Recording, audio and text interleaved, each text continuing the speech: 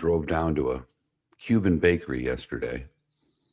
They're having because Byrne Steakhouse is the legendary Tampa steakhouse. And this Cuban bakery's been here for 100 years too, or like 80 years. And so they've collaborated with us for a sandwich between the two for this anniversary. They were sold out when I got there. Leaving today right after the show. Now, I don't know if the steak's cooked medium rare and I won't be able to eat it, but I'm hoping it's more cheesesteak style, if you will. Right.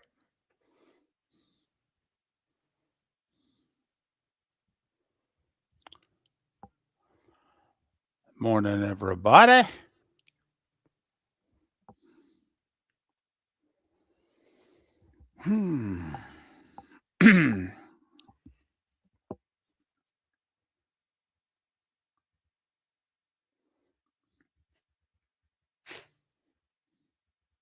Virginia Tech. Look at that. New coach. We're putting logos on our Oh, look at that. Look at that. Feeling it, are we? I'm a little stunned Javier goes with his own picture and not a picture of a gator. I've got to be honest with you.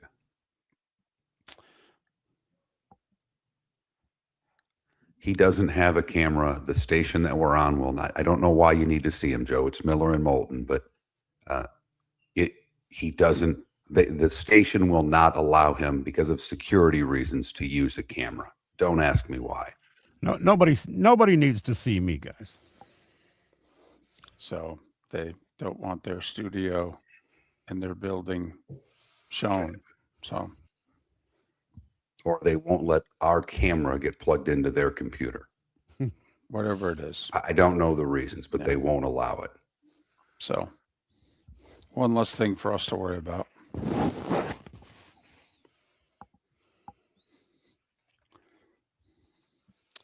About 15 seconds.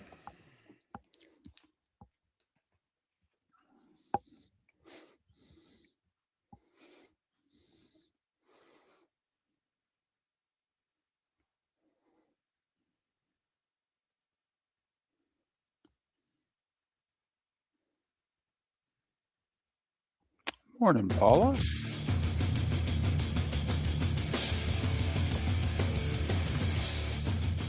You're listening to Miller and Moulton, coming at you from the Floormeister Studios. Floormeisters, keeping it real.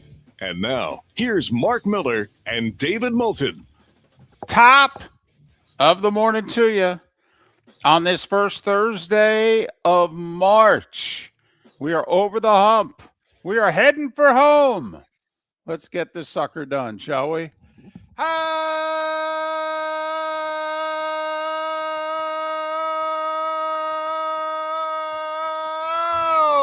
the heck are you, Miller and Moulton? MillerandMoulton.com.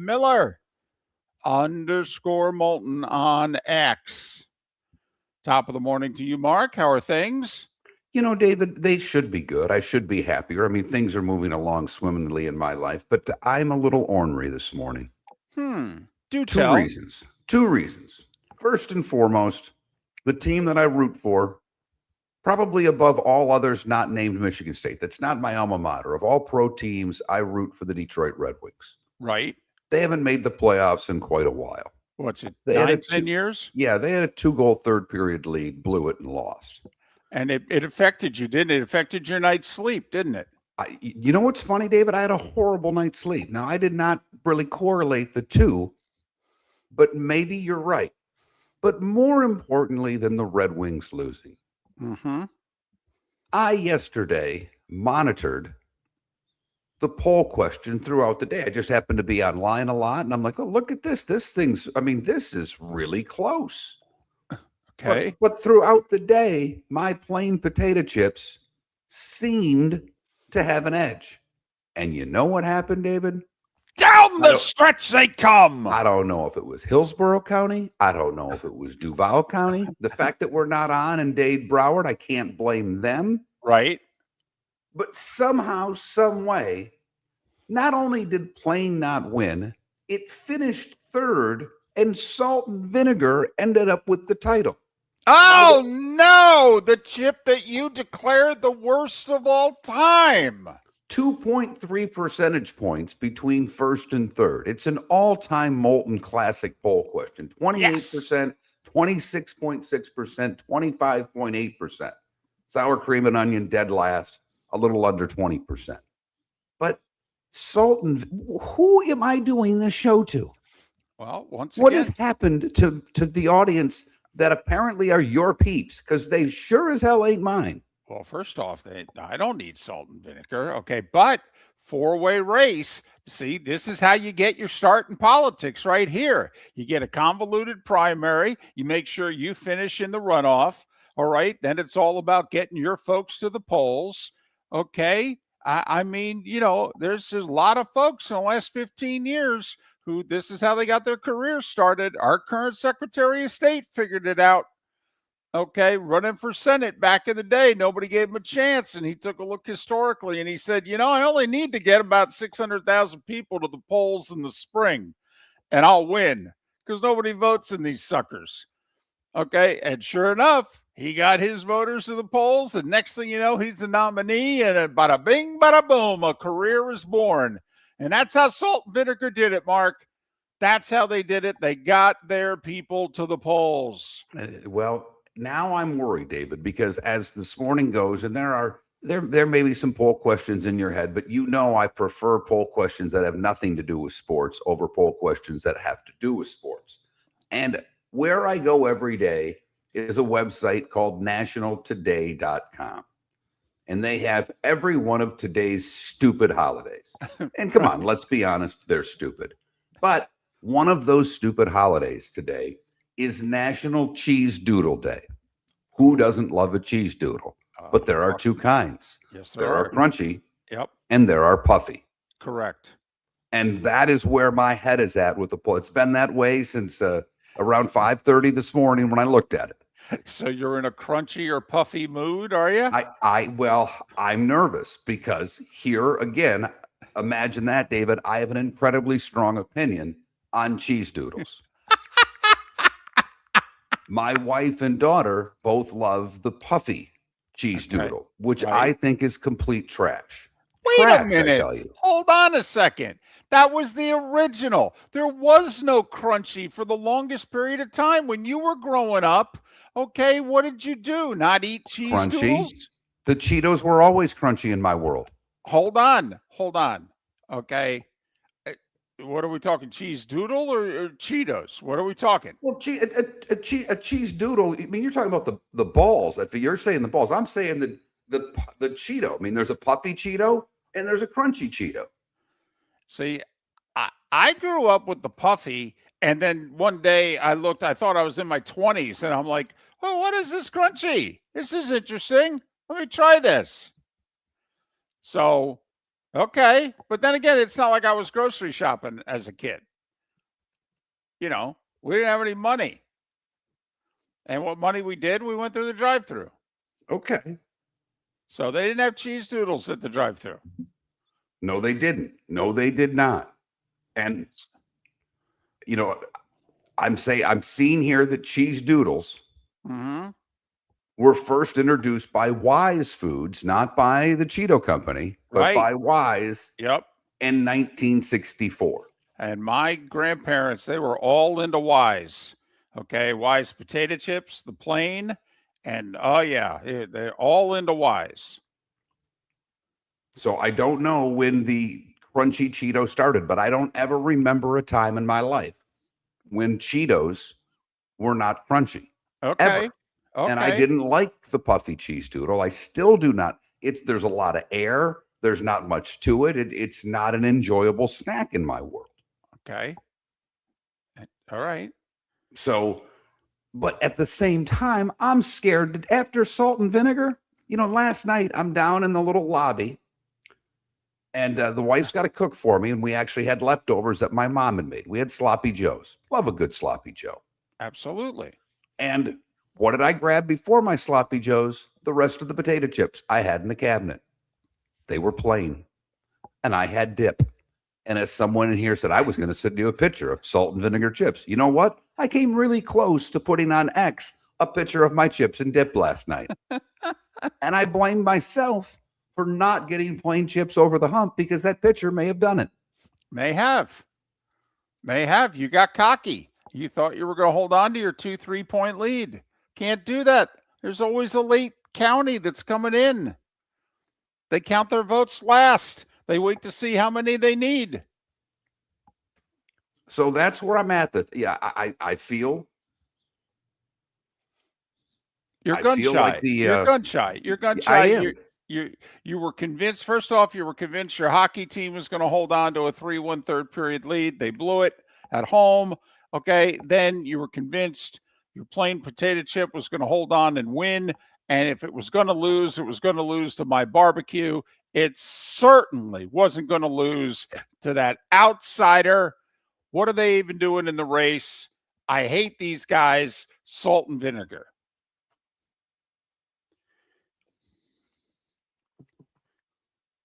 So that's where I'm at right now. And a little nervous, a little nervous this morning, David, but because of a tough night last night. I watched, and for you, I watched a little small conference basketball during the day, had the ESPN Plus going. Yeah, the ASUN broadcasts were embarrassing. Yes, they were. Yep, embarrassing. Nothing like a screamer. Yep, and not only that, nothing like 300 people in the stands. It was embarrassing. Let's go from thousands at every game to one central location where nobody cares. Yep. Great idea. And you said it, just terrific. Awful. Just terrific. Awful. But it's funny because when you watch some of the other conference tournaments, do you know what they have, David? Fans. Yeah, I know. Fans at a conference tournament. Imagine that. Unreal. Miller and Moulton. A lot to kick around on this Thursday. We will spend certainly some time looking back at the legendary life and career of one Lou Holtz, who passed away yesterday at the age of 89. We have a trade deadline tomorrow afternoon. It's starting to heat up. And as Mark touched upon, it is March. Therefore, there must be madness. Oh, yeah. And NFL teams have to get cap compliant. And some of them are having to do a lot of scrambling and unload some good players. And we had a trade yesterday, a major trade, a first-round pick traded. Yes! And a good player. Catching on. Between two teams, we think a lot of, David. I mean, that's the other thing. Yep. Copycat league, when that happens, to me, that's a good thing. That's a sign of things to come here in the next few weeks. And you and I have kind of gone back and forth on whether or not there will be a lot of trades when it comes to between now and the draft. And I just have this feeling that draft night is going to be Moulton-esque. Don't ask me why, but I've got a hunch that during the draft, we're going to get a lot of trades this year. Ooh, I don't have a read on that yet, but goodness knows I'm rooting for it every year.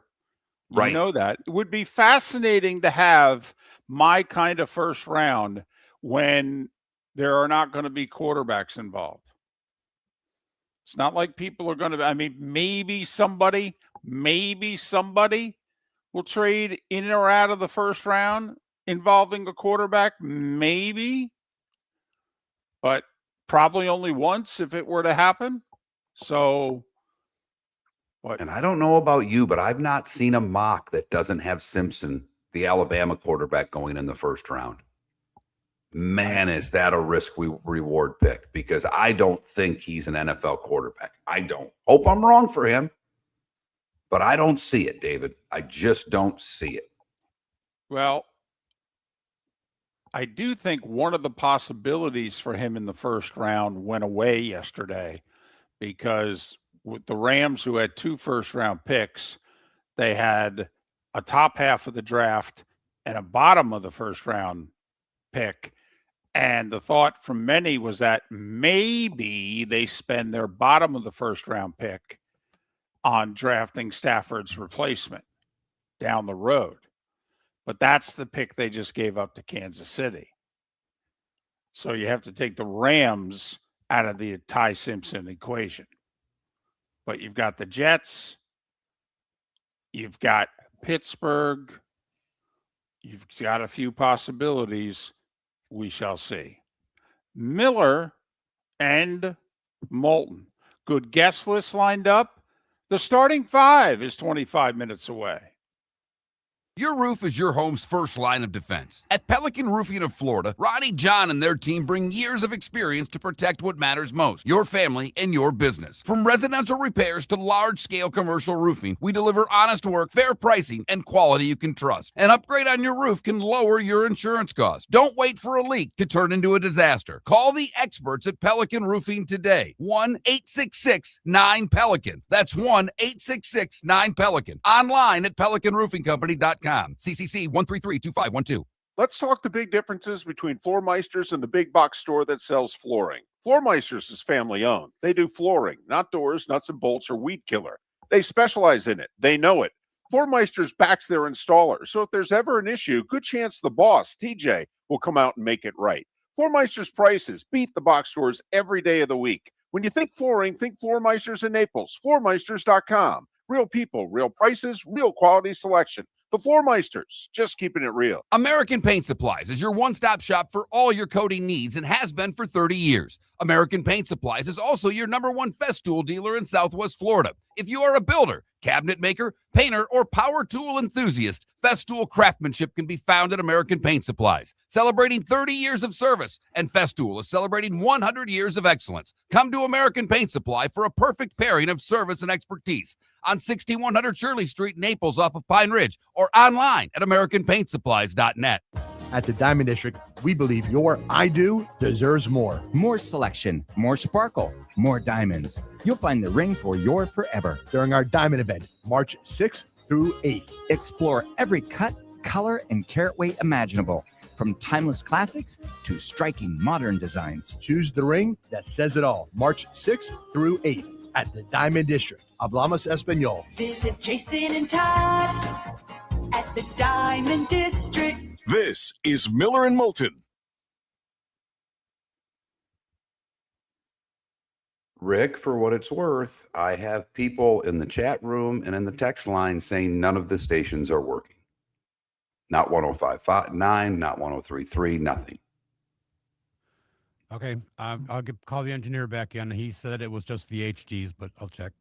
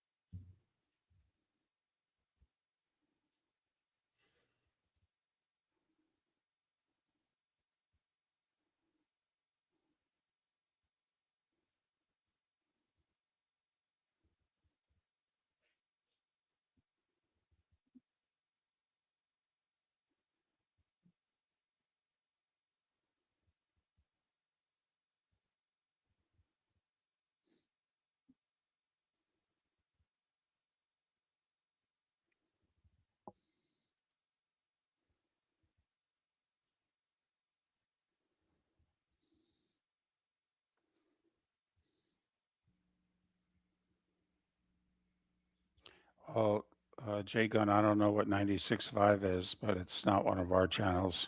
94.1 is the channel, I think, that goes with the other two.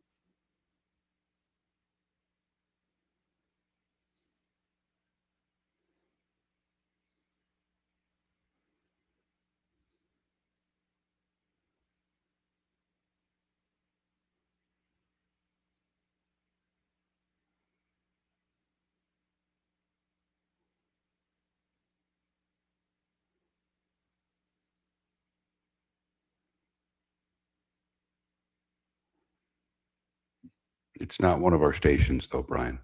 I mean, I don't. Yeah.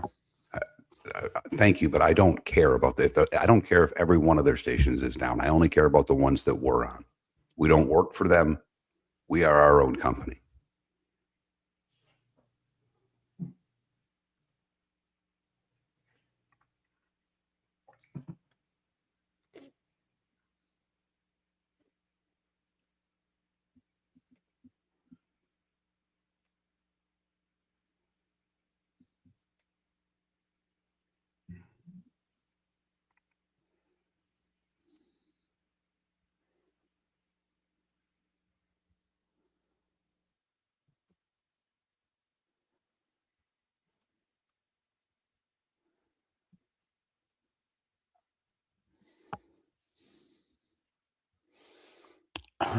Joe, I don't think either one of us has scouted the WBC.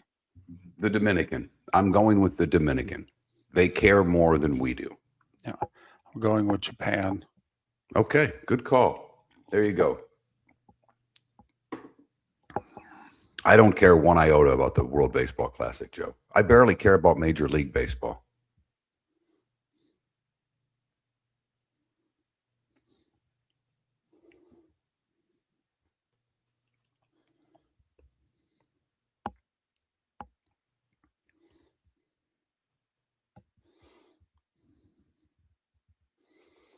Appreciate when you all tell us when our stations are not working. That's very helpful.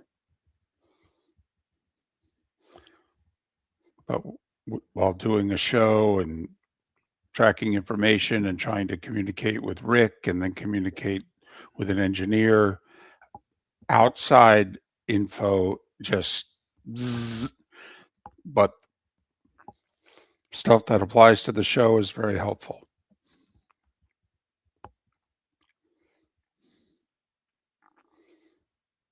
So thank you.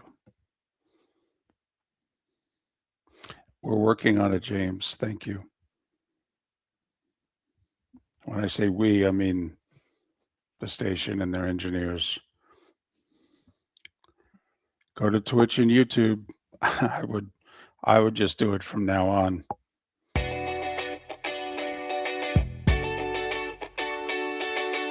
You're listening to Miller and Moulton. And now, here's Mark Miller and David Moulton. 21 minutes past the hour. Miller and Moulton, millerandmoulton.com, Miller_Moulton on X. Vinny Cerrato and Soren Petro will join us on the show. Vinny next hour, Soren in our 8 a.m. Eastern hour. Lou Holtz, not unexpected. He entered hospice a few weeks ago, 89 years old. Passed away yesterday, surrounded by family in his Orlando home. Remarkable career on and off the field. Made an impact as a coach. I think he's 10th still, all-time winningest college football coach at the major D1 level. I think he's still 10th. All right. 249 wins at the 6 different stops he was at. Won a natty, finished second 3 times, I believe, twice with Notre Dame and once with Arkansas. Frank Broyles, legendary coach and then AD at Arkansas, was asked one time, okay, how do you like your coach? And his coach was Lou Holtz. And he said, I'd love him if he wasn't trying to get every other job in the country.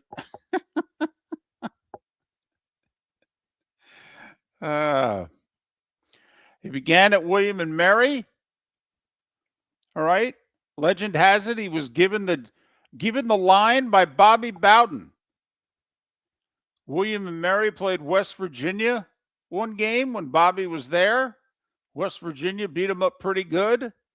Holtz, after the game, went to Bobby and said, I don't know, you might have run it up a little bit there at the end. And he said, well, you need to recruit more Williams and less Marys. I like it.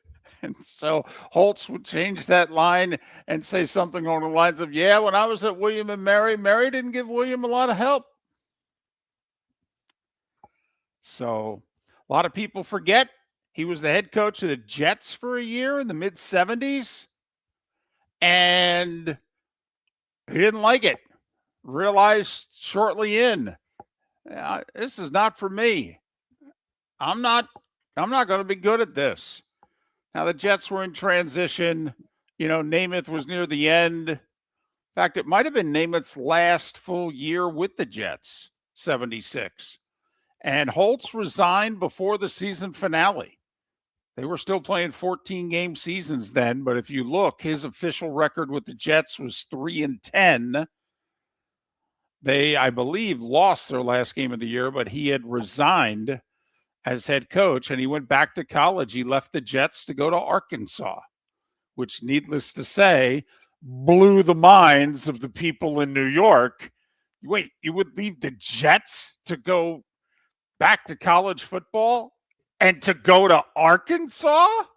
Right, and now coaches would leave the Jets for a high school job.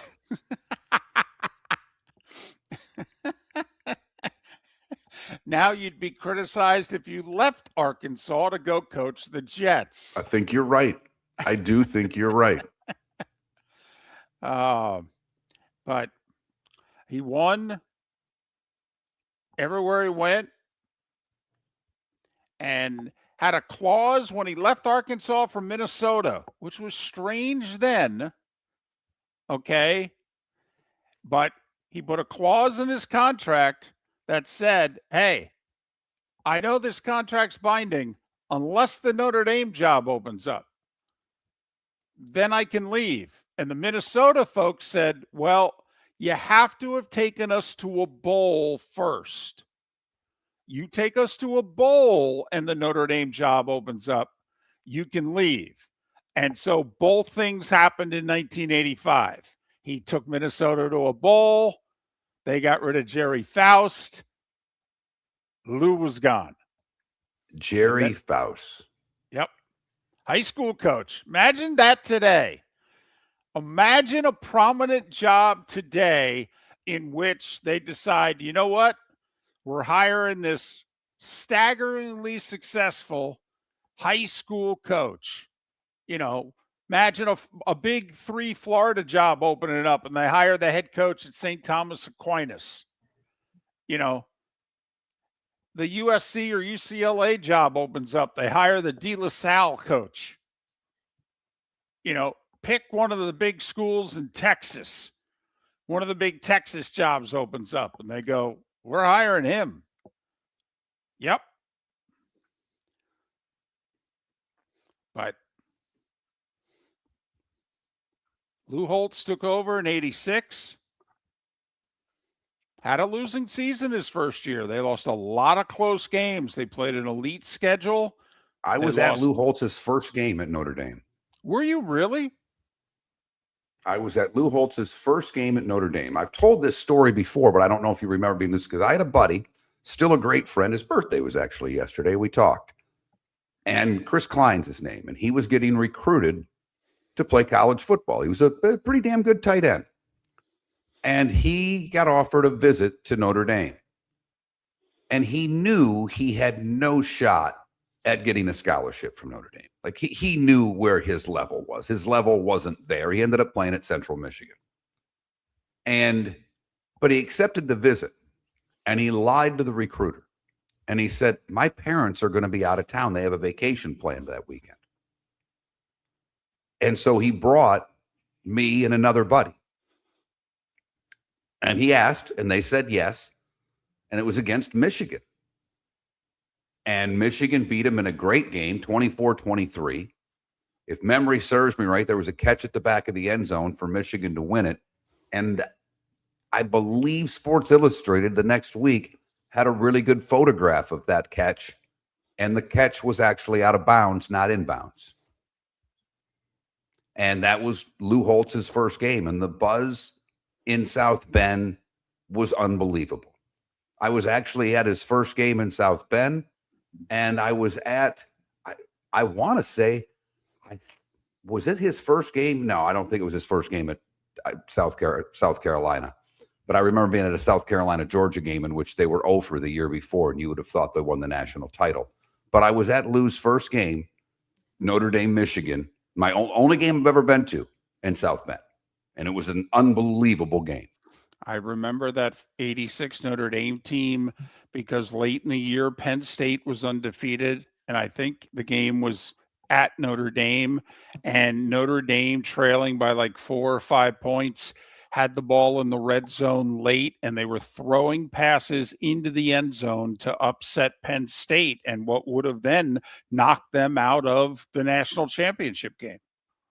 You know, it was lining up for Miami and Penn State to play for the national title, but they both had to finish unbeaten seasons. And there was Penn State holding on against this, you know, middle of the road Notre Dame team, would turn out to be the worst Notre Dame team that Lou had. Then the next year they start 8-1 and people are going crazy. They're back. They faltered at the end, but they got a Cotton Bowl invite. Notre Dame was so thrilled to be back on the January 1st stage.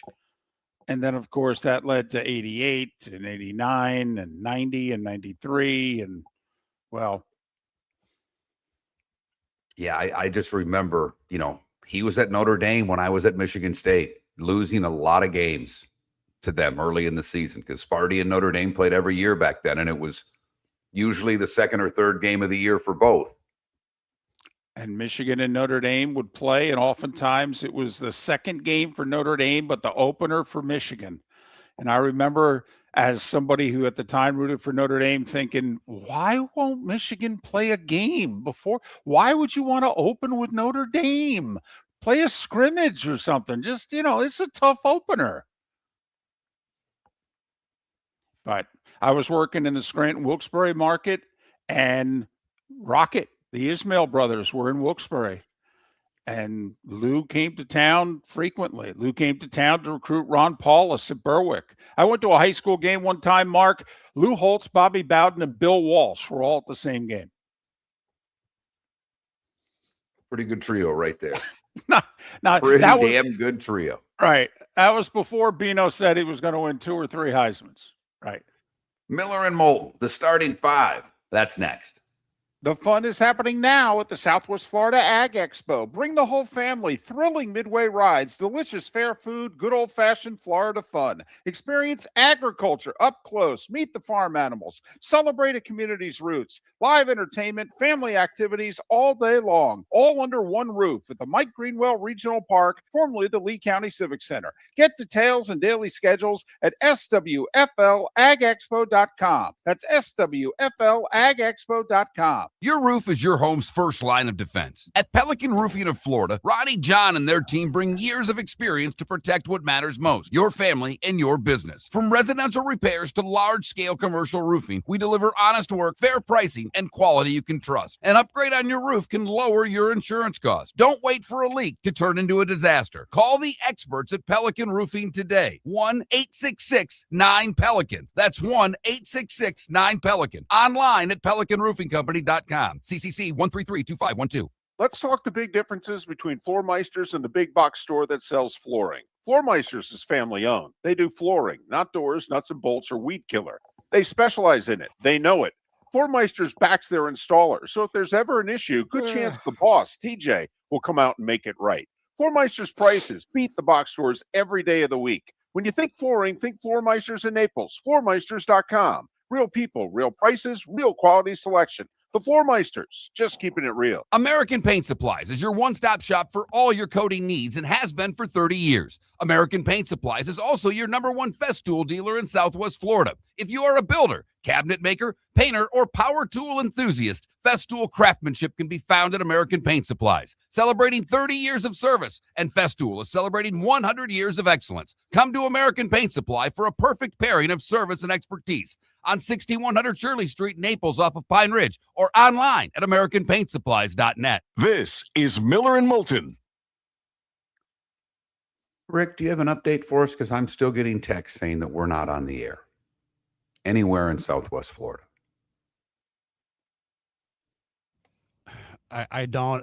The engineer's working on it, and I don't know what to tell you. He doesn't really have any answers for me right now. Okay, but we're definitely going out to our affiliates. It's going out to the affiliates. Yes, sir. So right now, the only way you can hear us is Twitch and YouTube. Good. But that's what I just said, Reed. I mean, no offense. I literally just said that. But thank you for telling us that we're not on the air when I just told the producer Well, that we're now not hold on. hold on. I will say, I said to them, okay, if you update us about our stations, that's appreciative. So don't yell at anybody. They're just trying to help us out.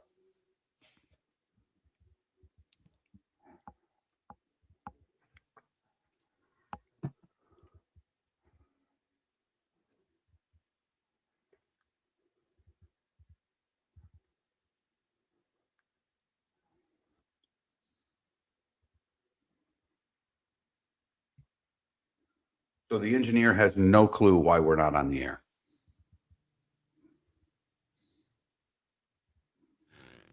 Mark, he seemed to think it had something to do with the fact that the internet went down, and he said that the internet is apparently the service that provides to our transmitters is the same service. So they think it might have something to do with that.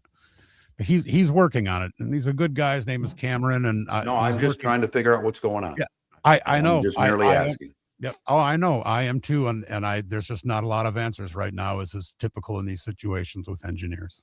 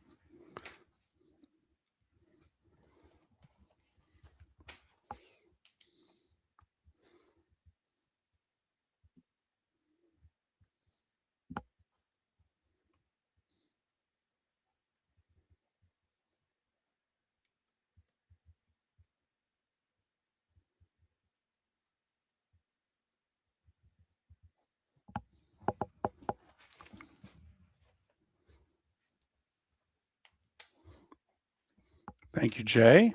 Appreciate it. Yeah, Jay Gunn, we knew it would be. It's tougher on Rick. Rick and Raj have to learn new equipment, and then the equipment's not working properly. So how do you troubleshoot when you don't even, when you're just learning what the equipment is? How do you troubleshoot it?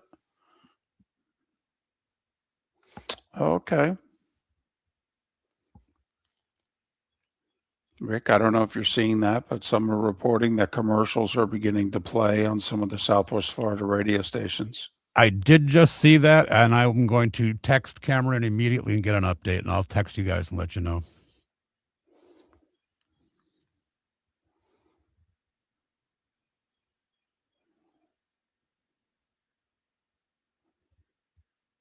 And apparently they're coming back to life.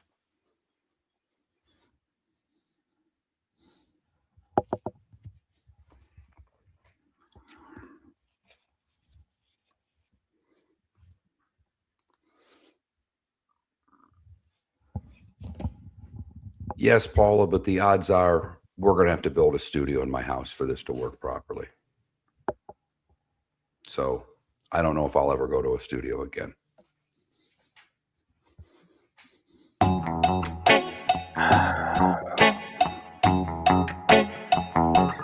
You're listening to Miller and Moulton. And now, here's Mark Miller and David Moulton. 22 minutes till the top of the hour. Miller and Moulton, millerandmoulton.com, Miller_Moulton on X. Our apologies. We said it was going to be a transition week, and unfortunately, it could affect any of our 6 affiliates. We were broadcasting out of one building. The people who own that building sold their stations to another owner. His buildings obviously are somewhere else. So equipment and everybody had to get up and move from one place to another. Then it's new equipment. And so it's being kind of tested out on the fly. And some days everything's A-okay. And some days everything's not. So we understand some of our affiliates may have missed a segment of the show because the internet wasn't working properly. And we know in Southwest Florida, you may have missed the first 2 segments of the show. One thing we encourage everybody, the show's always broadcast live on Twitch and YouTube. So you can go to those apps in a pinch and you get to see us and you also get to hear us. But we think, knock on wood, everything, Mark, is working A-okay 2 segments in on this Thursday. And by the way, I will say of the Twitch and YouTube's app, it doesn't matter to us which one you use. It really doesn't. Twitch does offer an audio-only feature. So if you do that and can hook your phone up to your car or whatever you may do, that's an option that a lot of people have used. So just trying to help you out to help us out because we want as many of you to be able to listen as possible. Right. I did put up a poll question, David. The starting. Whoa. Didn't even think I hit that button. But I did put up a poll question, David. Okay. It's very simple. Crunchy or puffy? Crunchy or puffy? Crunchy or puffy? We're talking Cheetos, correct? I just went cheese snacks because there are other companies out there other than Cheetos that make them. I don't want to offend the wise people out there or whomever else is making a cheese snack. Right. Puffy or crunchy cheese snacks. Gotcha. I'm getting beat like a drum this week. I've never been affected by a poll question in the 20 years that we've done a show. Yesterday hurt. Yesterday hurt. Salt and vinegar beating plain potato chips. The only thing I'm taking solace in, David, is the fact that when you combine my 2 favorites on the list, plain and barbecue, it had well over 50% of the vote. Yeah, but the problem is, in a 4-team race, top 2 end up going in the runoff. Your plain didn't even finish in the runoff. It's my barbecue against salt and vinegar for the seat in Congress coming up later in the spring. You got to kick a man while he's down? Sorry. Time now for 5 big stories you need to know. Here is the starting 5.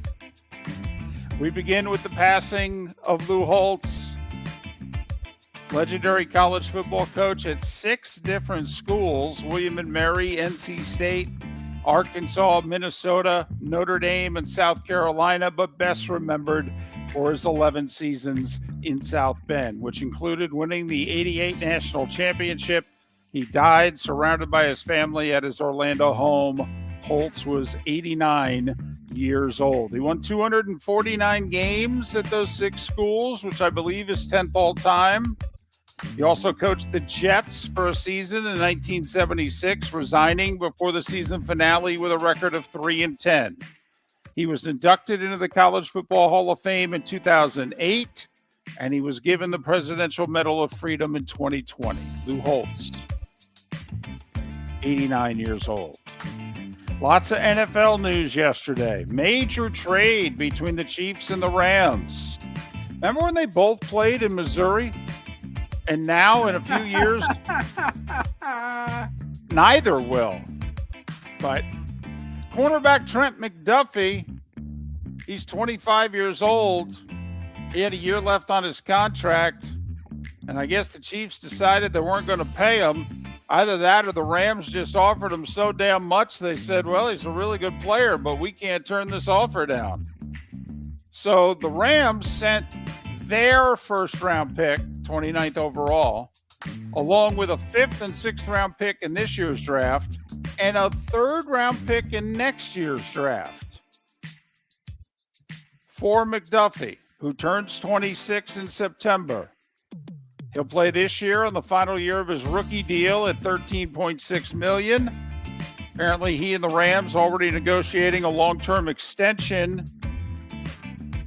Now, you recall I said the Rams traded their first-round pick, which was 29th overall. The Rams, you may recall, made a deal with the Falcons late in last year's draft. Atlanta wanted to get back into the first round to pick up the edge rusher, who just got himself in all sorts of trouble after having a terrific rookie year. And so the Rams have the Falcons' first-round pick, which is 13th overall in the draft.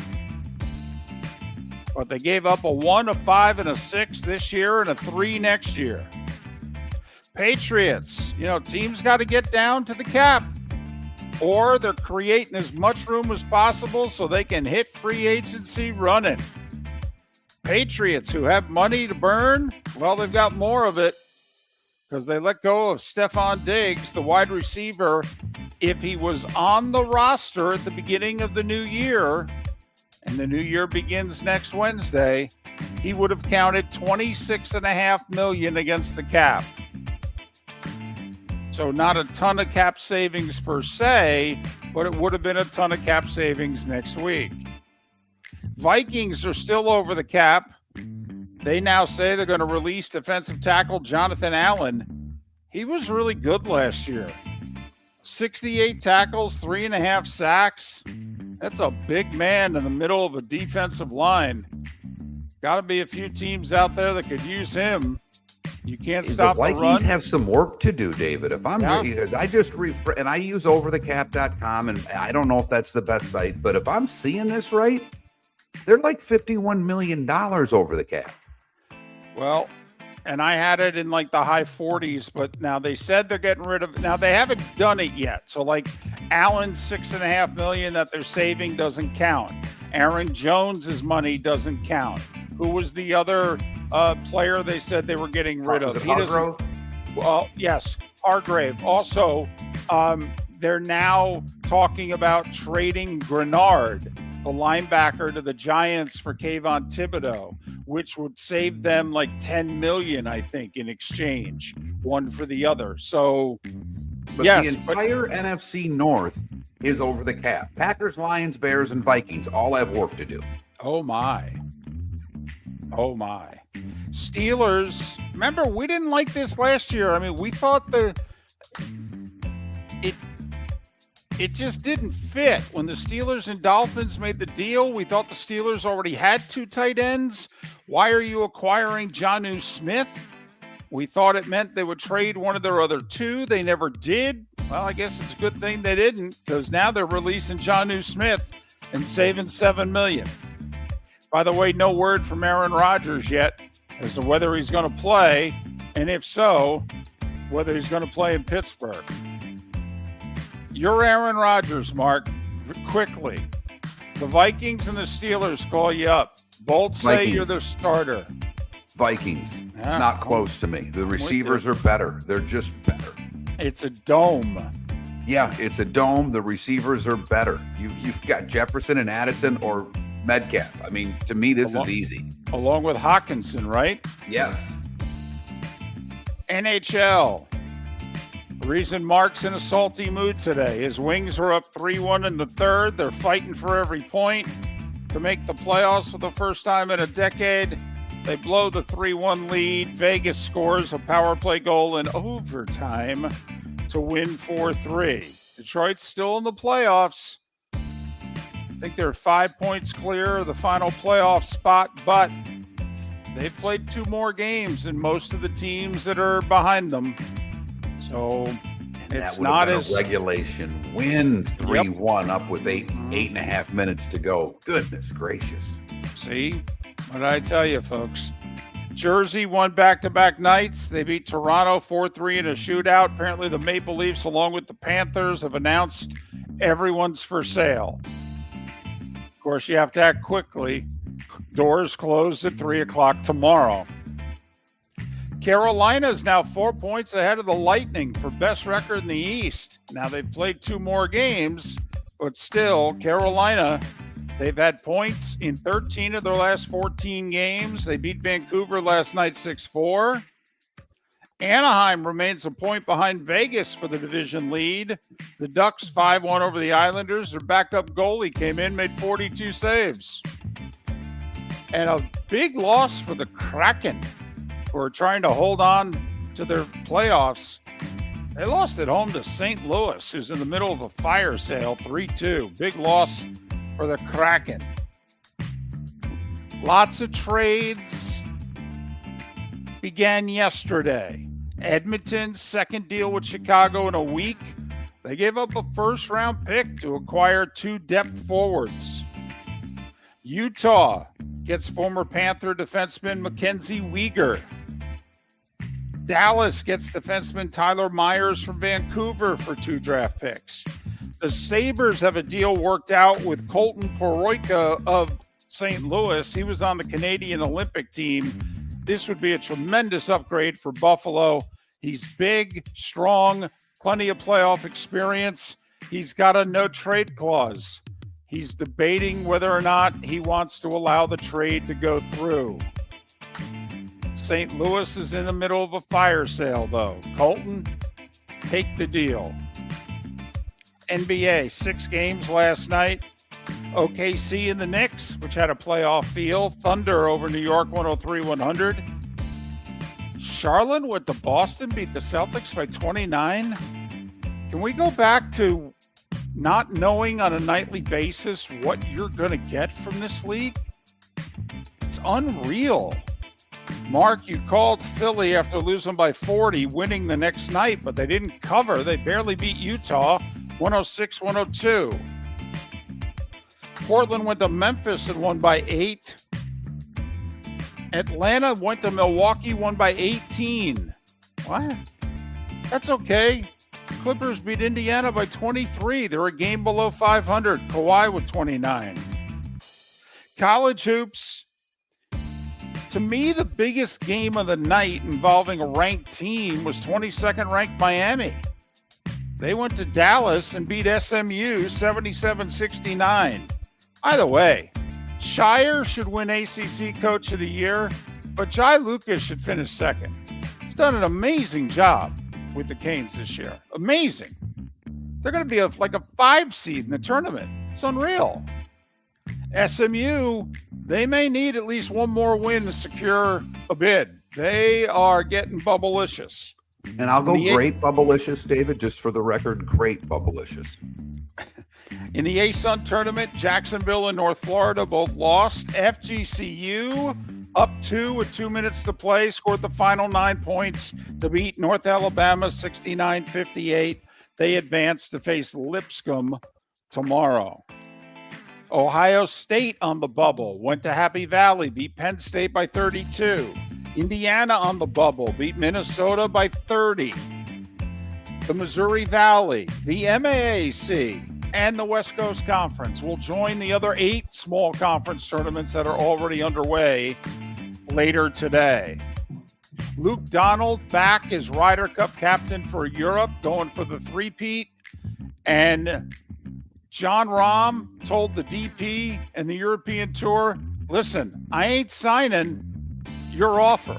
I ain't playing in 6 of your tournaments. I'll play in 4, but you now want us to play 6, and I'm not committing to 6. And the rules were 4, for the record. Yes, and that's what Rahm said. The rules are 4. So John Rahm's not being a jerk here. John Rahm is basically saying, you can't change the rules for us on LIV. Right. You can't do it. We're not. I'll accept 4. I'm not accepting 6. And Rahm said point blank, if you offered 4, which is what the original rule was, I would sign it right now, but I'm not signing 6. Well, the DP Tour came out yesterday and said, take it or leave it, or else you ain't playing in the Ryder Cup. So they're going to court later this summer. Speaking of LIV, have you heard the harrowing story? 8 of their golfers trapped in the Middle East. All right. They had to take a bus. John Rahm had to rent a private plane. He got it as far as Oman. Okay.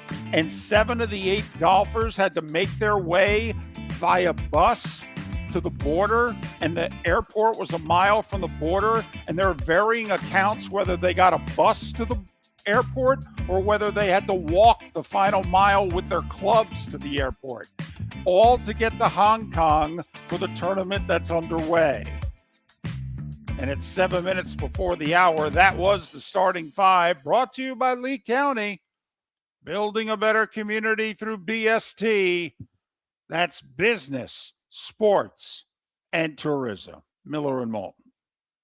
Do you have a sleep problem but don't want to wear a CPAP mask? This is Mark Miller for Sleep Treatment Direct. The mask wasn't working for me, and I didn't think I had an alternative. I do. We all do. They have such simple alternatives with greater success than the mask. Visit sleeptreatmentdirect.com. That's sleeptreatmentdirect.com. And if you are like me and your CPAP machine isn't working for you, it's time for a change. Call 239-444-1741. That's 239-444-1741. Sleep Treatment Direct. Sleep safe and sound. The Cape Coral Police Department is growing, and they want you to be a part of it. They're hiring new officers. Starting pay is between $74,000 and $90,000, depending on your experience. And with a $10,000 hiring bonus, you could be making $100,000. Enjoy paid holidays, off-duty details, plenty of OT opportunities. They're also hiring dispatchers and professional staff. So go to capecops.com. Capecops.com. Be brave. Be best. The fun is happening now at the Southwest Florida Ag Expo. Bring the whole family. Thrilling midway rides, delicious fair food, good old-fashioned Florida fun. Experience agriculture up close. Meet the farm animals. Celebrate a community's roots. Live entertainment, family activities all day long, all under one roof at the Mike Greenwell Regional Park, formerly the Lee County Civic Center. Get details and daily schedules at swflagexpo.com. That's swflagexpo.com. Your roof is your home's first line of defense. At Pelican Roofing of Florida, Ronnie John and their team bring years of experience to protect what matters most, your family and your business. From residential repairs to large-scale commercial roofing, we deliver honest work, fair pricing, and quality you can trust. An upgrade on your roof can lower your insurance costs. Don't wait for a leak to turn into a disaster. Call the experts at Pelican Roofing today. 1-866-9-PELICAN. That's 1-866-9-PELICAN. Online at pelicanroofingcompany.com. CCC 1332512. Let's talk the big differences between Floormeisters and the big box store that sells flooring. Floormeisters is family owned. They do flooring, not doors, nuts and bolts, or weed killer. They specialize in it. They know it. Floormeisters backs their installer, so if there's ever an issue, good chance the boss, TJ, will come out and make it right. Floormeisters prices beat the box stores every day of the week. When you think flooring, think Floormeisters in Naples. Floormeisters.com. Real people, real prices, real quality selection. The Floormeisters, just keeping it real. American Paint Supplies is your one-stop shop for all your coating needs and has been for 30 years. American Paint Supplies is also your #1 Festool dealer in Southwest Florida. If you are a builder, cabinet maker, painter, or power tool enthusiast, Festool craftsmanship can be found at American Paint Supplies. Celebrating 30 years of service, and Festool is celebrating 100 years of excellence. Come to American Paint Supply for a perfect pairing of service and expertise on 6100 Shirley Street, Naples, off of Pine Ridge, or online at AmericanPaintSupplies.net. This is Miller and Moulton.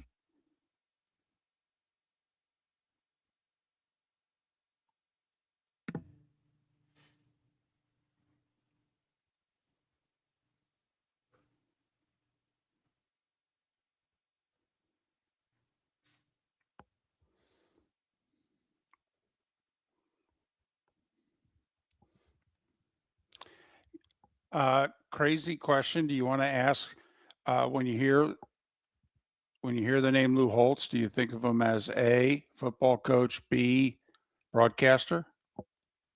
Interesting. I mean, it's not quite the Madden situation because Madden last coached in 77, I think it was 78. But, there are a lot of people, the last almost 25 years of his life, he was on TV. I just remember having Reese Davis on the show. I think we need to tell the story of the $1 fine that they implemented because of Lou. You remember that? This is when Reese was doing with Mark May and Lou Holtz. They were the B team. They were the B team, but they also that was the good college football final back then. Right. They did the 1 a.m. Saturday morning, Sunday mornings Right. show. Yeah. That was the war that happened because of 2006. You had the A crew of Fowler, Herbstreit, and Desmond who were screaming at Reese, Mark May, and Lou because the A team wanted Michigan to play Ohio State in a rematch and the B team wanted Florida. And it was terrific television. Yes, it was.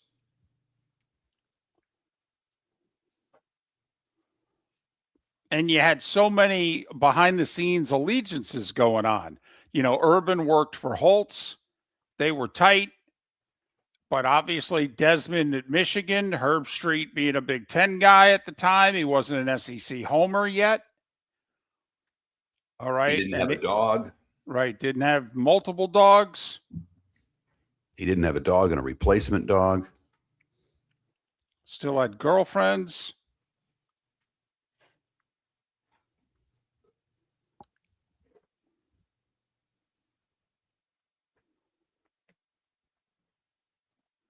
When you think of love, does your heart beat round and round?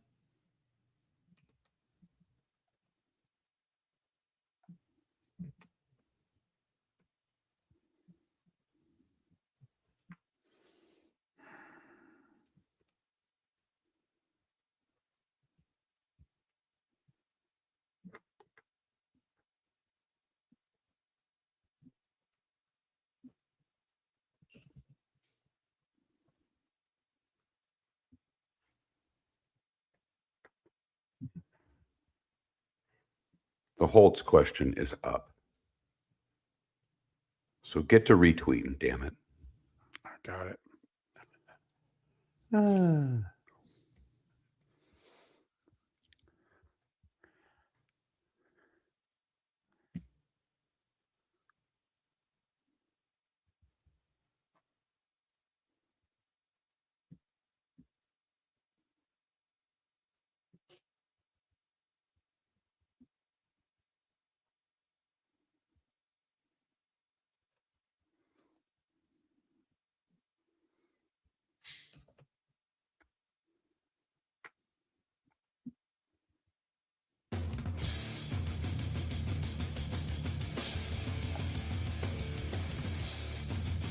You're listening to Miller and Moulton, coming at you from the Floormeister Studios. Floormeisters, keeping it real.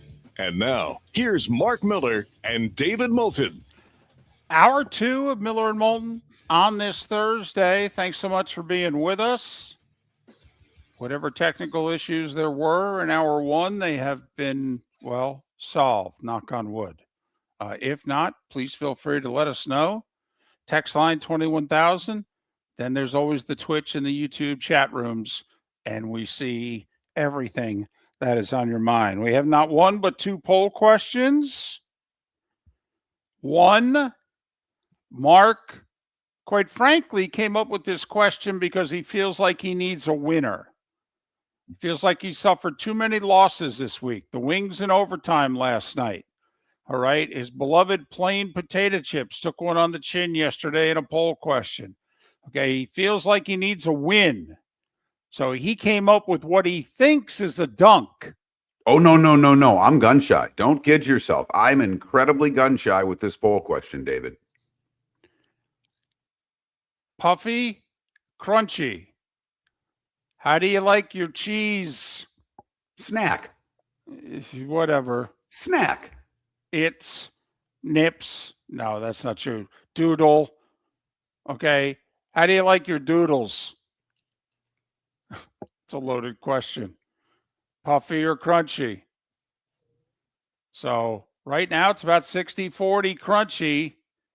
Go to that Mark Miller, the David Moulton, Miller_Moulton, and vote. And then we just got it up minutes ago. The passing of Lou Holtz. We'll talk a lot about him today throughout the show. Just curious, when you think of Lou Holtz, do you think of the coach or do you think of the broadcaster? mean, a lot of people don't even remember his days at South Carolina, which was where he ended his coaching career. They think his coaching career ended when he resigned from Notre Dame after 96. I mean, you bring up South Carolina.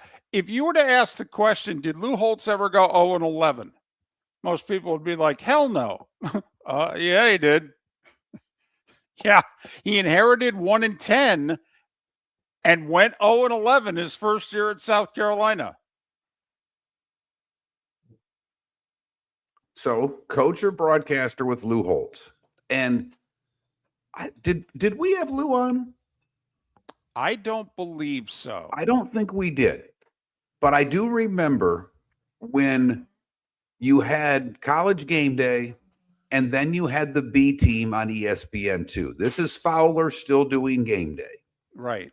And Reese Davis, Mark May, and Lou Holtz were the ESPN2 team, and then they were the original college football final, which was a terrific show. Still is, but it was better with them. I mean, it was good. May and Holtz had all three of them had great chemistry together. They truly did. And I'm not and never was a Lou Holtz guy. But we had Reese on the show. And I don't know if the question, it was just kind of a simple question. Give us a nugget. Give us something behind the scenes that goes on that people would be amused by. Something along those lines. It was as simple as that. And Reese kind of chuckled. And Reese went on to tell the story about the dollar fine that they had. And he said that they all, like you could imagine, when they're not on air, they had a big watch room, couches, food, etc., where they watched all the games. And they talked about the fact that the dollar fine, that he talked about the fact that the dollar fine stemmed from Lou Holtz when a replay of a play that had already happened on one of the televisions would then be shown on another, a game's on ESPN, and on ESPN2, they cut in to show a pick six or whatever the hell it may be.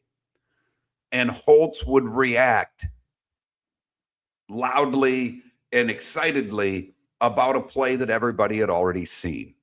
And you had to pay $1 when that happened. And that all came from Lou Holtz seeing a play for the second time and overreacting to it.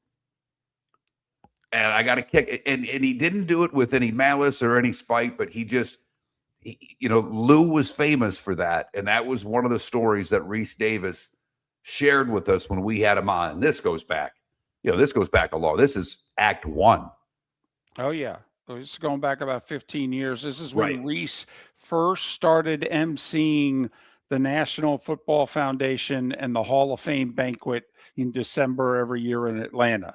Okay. And so to promote it, he would do some interviews, and we got him a couple years. And so he told that story. There's two things that I remember from Holtz on TV. The first one, and this is sentimental to Miller and Moulton because in a very, very small way, the whole 2006 controversy, we actually played 2 lines in a book. If a book was ever written about the story of how did Florida end up playing Ohio State for the national title, our little radio show would have appeared in 2 lines of it. Chapter 2, probably. Because of Gary Danielson's role in that controversy. And Gary first started debating out loud on our show. He would come on our show every Monday, and he wondered on Monday, how come everyone's only talking about either Michigan or USC playing Ohio State for the national title? What about Florida? And then he even went on ESPN.com and noticed that was their poll question, and Florida wasn't even an option. And he thought to himself, well, you're a partner with the SEC. You don't even have Florida up there. So anyway, so we probably would have been in 1 or 2 lines of chapter 2 somewhere in telling that story. So we paid vivid attention. But it's Saturday night. USC has lost. Florida has won the SEC title against Arkansas. And then it leads into Sunday morning. And ESPN makes the decision. They're going to bring the A crew out and give them their little set, and they're going to bring the B crew out and give them their little set. And the A crew was Fowler, Desmond, and Herbstreit. And the B crew is Reese, Lou Holtz, and Mark May. And the A crew was Michigan all the way, emphatically. And the B crew, it turns out, was Florida, emphatically. And then you start realizing the politics also on each set. Urban was an assistant under Lou. Okay, Lou and Urban were tight. All right. Then obviously the Big Ten set to the left, Michigan with Desmond, but also Herbie at the time. He's totally in the tank for the Big Ten. He's a Buckeye. SEC, please. I mean, it's laughable now to think about it, but if you watch the video, and I mean, Herbstreit was angry. At one point in the debate, I don't know if it was Holtz or Reese Davis starts quoting Danielson from the SEC broadcast. Herbstreit won't mention his name and says, I don't give a damn what he said, and gets up and walks off the set. They're live. I mean, Yeah, I mean, this he is acted getting like hot. a child. He acted like a child. If you Right. could go back, if you could go back and find it somewhere on YouTube, you'd laugh your tail off. You really would, especially now seeing, how in the tank they were for the Big Ten versus, obviously how it has played out. But then also, they would do this game like Reese Davis is the judge. Okay. Right. And Mark May would make his case and Lou Holtz would make his case. And Mark May went first, and whatever the case was, he made it. And then Lou uttered the cliche joke of, it's better to keep your opinions to yourself and have people think you're an idiot than actually say them out loud and prove to them that you are. And Reese Davis starts going, that's $1. In fact, that's $2.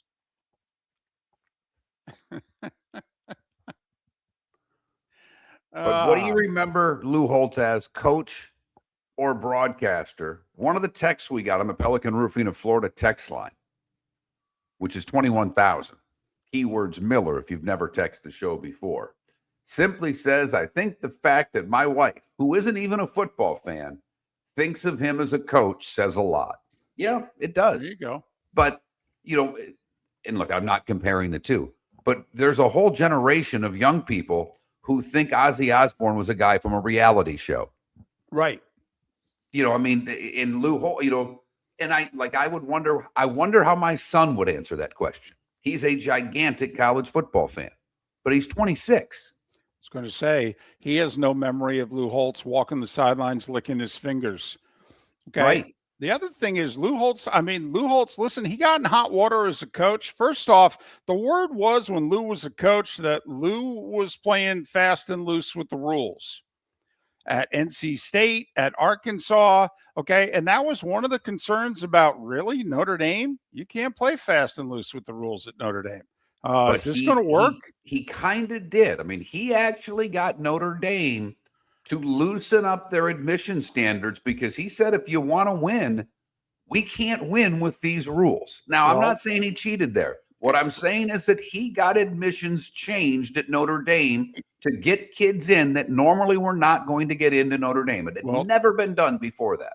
Notre Dame would not accept what was called a Prop 48 kid, which was basically if you could not initially have the grades and or test scores to get into a major college, Notre Dame would never accept you as a transfer. Okay. Lou got them to accept some Prop 48 guys, one of whom was Tony Rice, who ends up being the starting quarterback on the national championship team.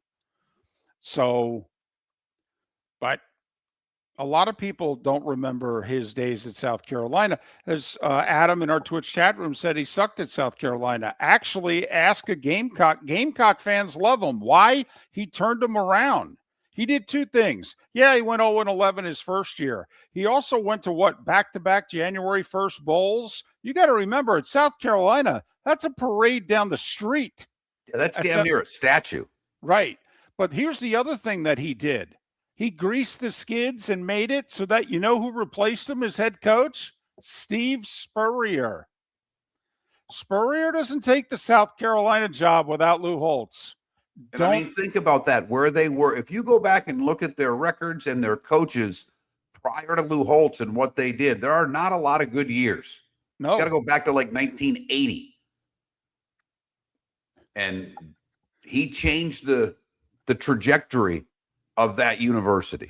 His opening presser at South Carolina. I was still working in Fargo, North Dakota. I aired clips on it in North Dakota. It was so funny. Oh, man. Miller and Moulton. The passing of Lou Holtz at the age of 89. Thanks for listening.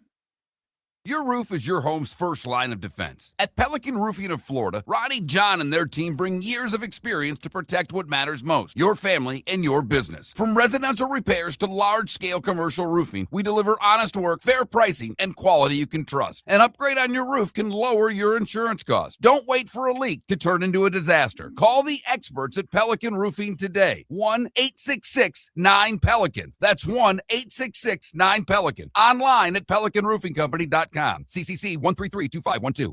Let's talk the big differences between Floor Meisters and the big box store that sells flooring. Floor Meisters is family owned. They do flooring, not doors, nuts and bolts, or weed killer. They specialize in it. They know it. Floor Meisters backs their installer, so if there's ever an issue, good chance the boss, TJ, will come out and make it right. Floor Meisters prices beat the box stores every day of the week. When you think flooring, think Floor Meisters in Naples. FloorMeisters.com. Real people, real prices, real quality selection. The Floor Meisters, just keeping it real. American Paint Supplies, celebrating 30 years in Naples, is proud to be the exclusive Farrow & Ball dealer in Southwest Florida. The best thing to come from the UK since the Beatles, Farrow & Ball has the colors and paints at American Paint Supplies. See why all the designers and painters choose Farrow & Ball. For 30 years, American Paint Supplies provides the perfect pairing of service and expertise on 6100 Shirley Street in Naples off of Pine Ridge or online at AmericanPaintSupplies.net. American Paint Supplies is your one-stop shop for all your coating needs. At the Diamond District, we believe your I do deserves more. More selection, more sparkle, more diamonds. You'll find the ring for your forever. During our Diamond event, March 6th through 8th. Explore every cut, color, and carat weight imaginable, from timeless classics to striking modern designs. Choose the ring that says it all. March 6th through 8th at the Diamond District. Hablamos Espanol. Visit Jason and Todd at the Diamond District. This is Miller and Moulton. And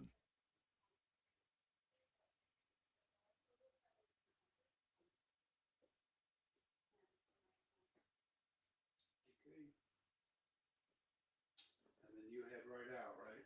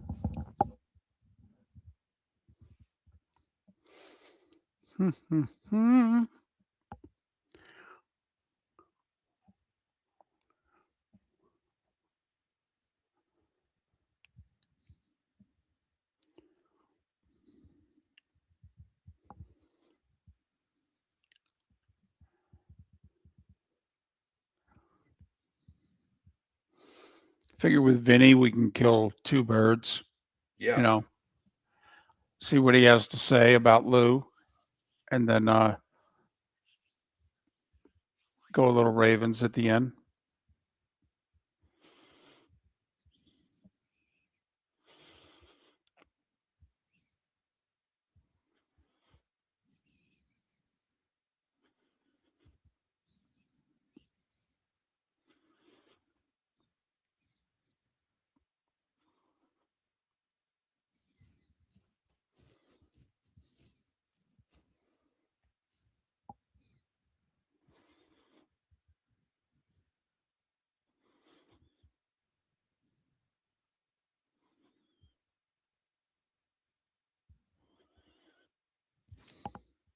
No, I know.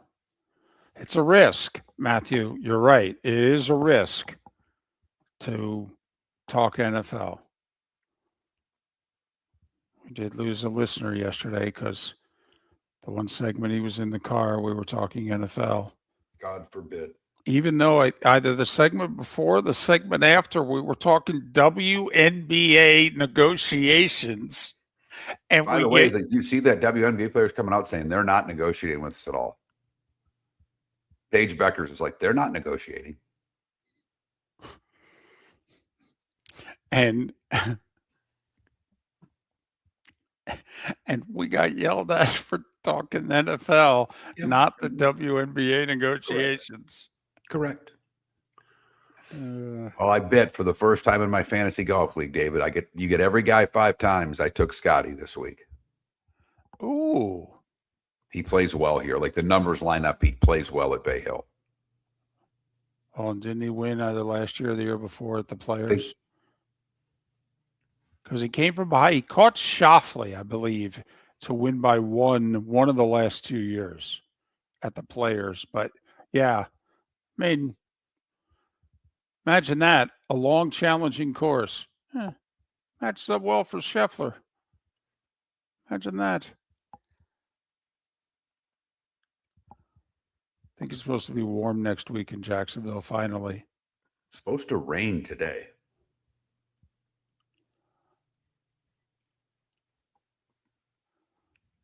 I've got a good text to start. Okay.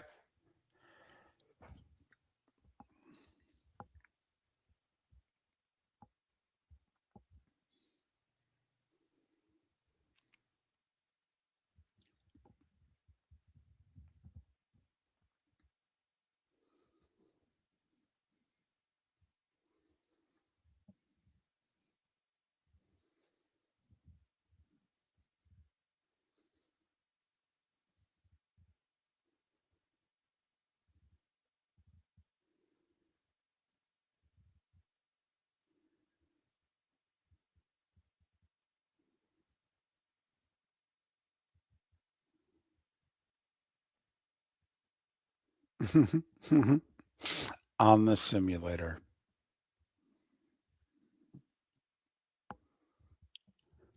I've got an old friend that does the simulator, and he tells me his scores. Welcome back to Miller and Moulton. Text the guys what's in your mind at 21,000. That's 21000. And now, here's David Moulton.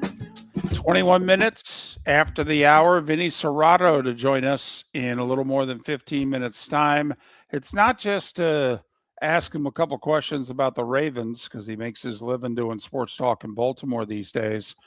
But before he was a longtime NFL executive, Vinny Cerrato was Lou Holtz's director of recruiting at both Minnesota and Notre Dame. Okay, so spent 5 to 7 years, I believe, with Lou Holtz, which is a long – if you look at how long assistants lasted with Lou Holtz, that's a long run. So Vinny Cerrato to talk a little Lou Holtz and some Ravens coming up in a little more than 15 minutes time. By the way, for those of you who have X, I encourage you, particularly if you're a Notre Dame person and fond of Lou Holtz, to find what Jerome Bettis said in a post. It's one of the longer posts I've seen from any athlete, but he talks about the recruiting and just what Holtz meant to him. It is incredibly well stated, and I think tells you a lot about the players who played for Holtz and the respect that they had for their coach. But we have a couple of poll questions up today. One is about Lou Holtz. Do you think of him as a broadcaster or a coach? Because he spent a lot of years on ESPN telling us about college football. And if you're of a certain age, that may be the only way you know Lou Holtz. But we have another poll question. And to me, it's more important. Today's National Cheese Doodle Day, and it got me thinking, in the cheese snack department, the Cheeto department, but I didn't give Cheeto credit because I know there are others. Puffy or crunchy? And it led to this text on the Pelican Roofing of Florida text line. Cheese snack, puffy or crunchy? If I show up at your house and you have kindergarten snacks out for adults, I'm leaving. But what I if don't think I would put a Cheeto out as a snack, even though I would put potato chips out as a snack. I don't think I would put Cheetos just because of the orange mess that they make on your hands and then could be transferred to my sofa. I would To like me, a Cheeto is something you get the bag of. And you and I are famous for this, David, that Cheetos sound good. And not the little tiny bag, the next size bag. right. And I sit down and I eat the whole damn thing. And I don't talk to anybody while I'm doing it. They're not for Right. you. They're not for you. They're not for you. You know who they're for? They're for me. Right. I would challenge the texter, though. Remember, Mark and his wife have a soon-to-be 12-year-old. I mean, so if you are invited over the house and there's a child snack in a bowl there, I mean, don't you also have to go, hey, I don't know. Besides, they're free, right? You were invited over, they're free. I mean, hello? And I have to be honest, if you walked into my house and looked at the food spread, and because of one thing you decided to leave, you'd never be invited back. Especially since goodness knows the chef, you would have made of 2 or 3 things, by hand you'd have out there. But all right, I understand. So needless to say, very anti-Puffy. That's a very anti-Puffy vote right there. But it's just an anti-vote of the poll question. I mean, he doesn't like Puffy or Crunchy. He's upset with the whole concept that we used that as a poll question today. But you can answer Puffy or Crunchy.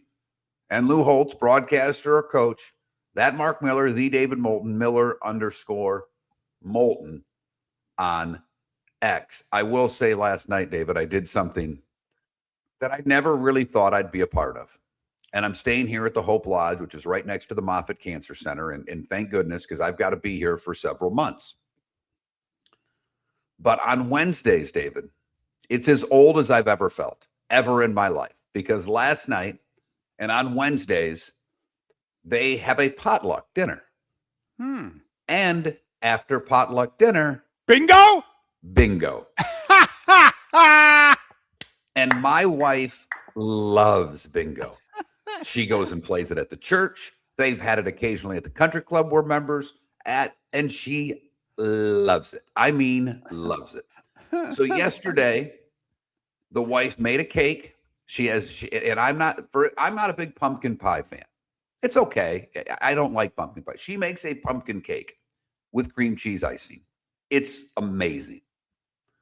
And so she made her pumpkin cake yesterday as our dish at the potluck. One, she was very happy because it was literally the first item that was gone. It got demolished. Sure. So she was very, very, but I mean, there was someone that made a pie. There were lots of desserts. There was not a lot of food. There was lots of desserts. And hers was the largest of the desserts. And it was the first one gone. So she was extremely happy. Proud of even herself. though we didn't win a game of bingo. She was so excited to play bingo and be able to eat dessert. I felt 85 years old, David. I was going to say, combined, the two of you are not even 110 years old, but combined last night, you were both somewhere between 150 and 160. Yes. Last night. Yes, you were. Absolutely. Yep. So I didn't realize, because she's, the young, attractive one. And I didn't realize that, man, has she got an old soul part to her. Loves bingo. You're going to have to rein that in and go, come on, honey, we're 10 years away from that. She's going to be like, oh, no, we're doing that tonight. Okay. Hey, quickly, gut feeling. Rams gave up a 1, a 5, and a 6 this year and a 3 next year for a desperate need. I mean, if they had Trent McDuffie, they would have won the Super Bowl, because they couldn't cover anything Seattle threw at them in the last 2 times they met. And in theory, McDuffie could have covered somebody, could have given them a chance against JSN. would have given him a chance on third down, okay, against Cooper Kupp. I'm just curious, do you think the Rams gave up too much? A 1, a 5, and a 6 this year, a 3 next year for a 25, he'll be 26 in September, year-old cornerback. This is going to be your number one corner, in theory, for the rest of the decade. David, for most teams, I would think yes. But for the Rams, who think they're a player, I mean, we talked about this before the trade yesterday. We were talking about the Rams and said, this is a team that can make a move. They're a player away. They're a muff punt away from being in and winning the Super Bowl. Yes, they're right there. Absolutely. And how old's their quarterback? 38? I think next year he'll play at 38. Okay. Yeah. So the clock's running. Sure. On this team, and they want another Super Bowl. Yeah. And they've proven over the past decade that they don't give a damn about draft picks. What is this? I mean, this is not the first time they've sacrificed draft picks to get a player. So they took Goff first overall in 2016, and then they have traded away their draft pick. Now, their pick in the first round, 9 of the last 10 years. The only time they kept their first round pick was for Jared Verse 3 years ago. That's it. Now, there's a distinction this year. They traded away their pick at 29. They had made a deal in the draft last year. They have Atlanta's first round pick this year, which I believe will have them picking 13th in the draft. So they'll still have they'll still have a 1, a 2, a 3, and a 4 in this year's draft. And I don't have a problem. I don't have a problem with it, David. I don't have a problem with it for the Rams. Do you? No, not at all. Not at all. I find it interesting that the Chiefs, get rid of a guy. They made the decision they were not going to pay him. Remember, the last time they had a corner a year away from free agency and he wanted the big money and he wouldn't play and they traded him. So Kansas City's been pretty consistent getting rid of young corners anyway a year early. Vinny Cerrato next. The fun is happening now at the Southwest Florida Ag Expo. Bring the whole family. Thrilling midway rides, delicious fair food, good old-fashioned Florida fun. Experience agriculture up close. Meet the farm animals. Celebrate a community's roots. Live entertainment, family activities all day long. All under one roof at the Mike Greenwell Regional Park, formerly the Lee County Civic Center. Get details and daily schedules at swflagexpo.com. That's swflagexpo.com. Your roof is your home's first line of defense. At Pelican Roofing of Florida, Ronnie John and their team bring years of experience to protect what matters most, your family and your business. From residential repairs to large-scale commercial roofing, we deliver honest work, fair pricing, and quality you can trust. An upgrade on your roof can lower your insurance costs. Don't wait for a leak to turn into a disaster. Call the experts at Pelican Roofing today. 1-866-9-PELICAN. That's 1-866-9-PELICAN. Online at pelicanroofingcompany.com. CCC 1332512. Let's talk the big differences between Floormeisters and the big box store that sells flooring. Floormeisters is family owned. They do flooring, not doors, nuts and bolts, or weed killer. They specialize in it. They know it. Floormeisters backs their installer. So if there's ever an issue, good chance the boss, TJ, will come out and make it right. Floormeisters prices beat the box stores every day of the week. When you think flooring, think Floormeisters in Naples. Floormeisters.com. Real people, real prices, real quality selection. The Floormeisters, just keeping it real. American Paint Supplies, celebrating 30 years in Naples, is proud to be the exclusive Farrow & Ball dealer in Southwest Florida. The best thing to come from the UK since the Beatles, Farrow & Ball has the colors and paints at American Paint Supplies. See why all the designers and painters choose Farrow & Ball. For 30 years, American Paint Supplies provides the perfect pairing of service and expertise on 6100 Shirley Street in Naples off of Pine Ridge or online at AmericanPaintSupplies.net. American Paint Supplies is your one-stop shop for all your coating needs. This is Miller and Moulton. I was thinking you were going bagel today. I would have guessed.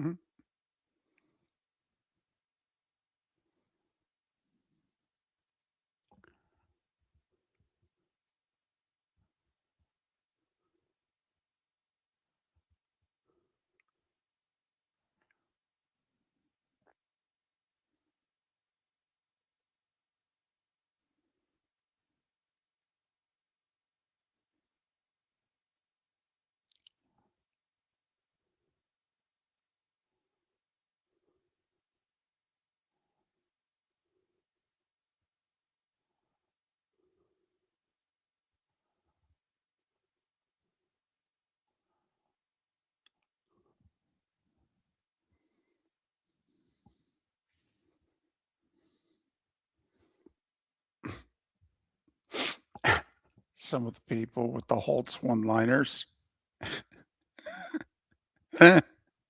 Your wife is not your best friend, your dog is. Okay, and there's a very easy test to prove it. Lock both in the trunk of your car, wait 2 hours and open it and tell me which one is happy to see you.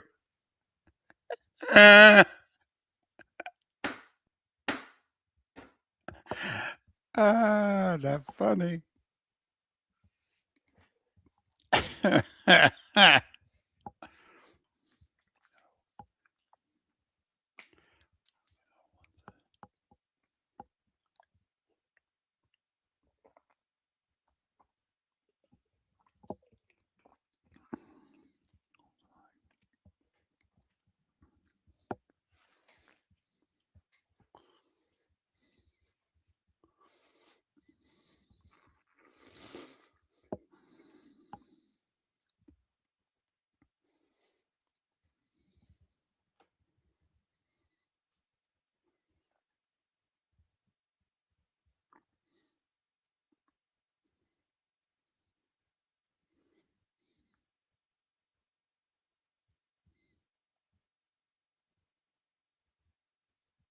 Just Rick, I'm sure you know, but just a reminder, you got to call this guest and both guests today.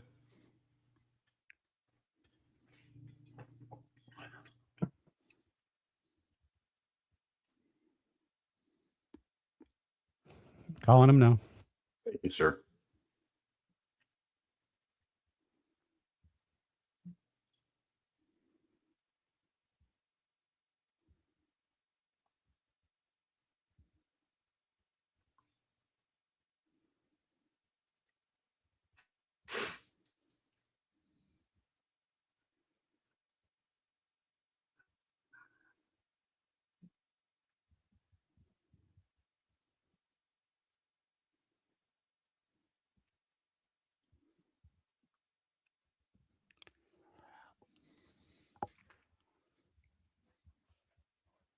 Vinny's ready to go. Awesome.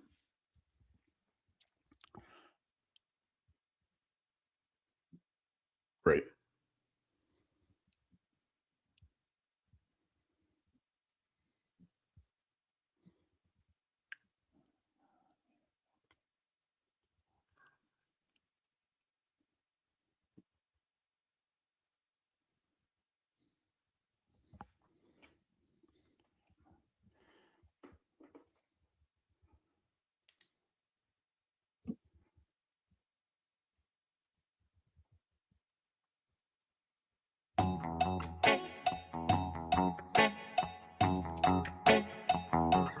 You're listening to Miller and Moulton.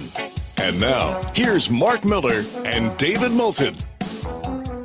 22 minutes till the top of the hour. Soren Petro will join us from Kansas City an hour from now to discuss the significant deal that the Rams and the Chiefs pulled off yesterday and where the Chiefs are right now in their retool. They've become one of the 5 youngest teams in the league on paper. We'll talk to Soren Petro about it 1 hour from now. Joining us now on the American Paint Supplies Hotline, your one-stop shop for all your coating needs.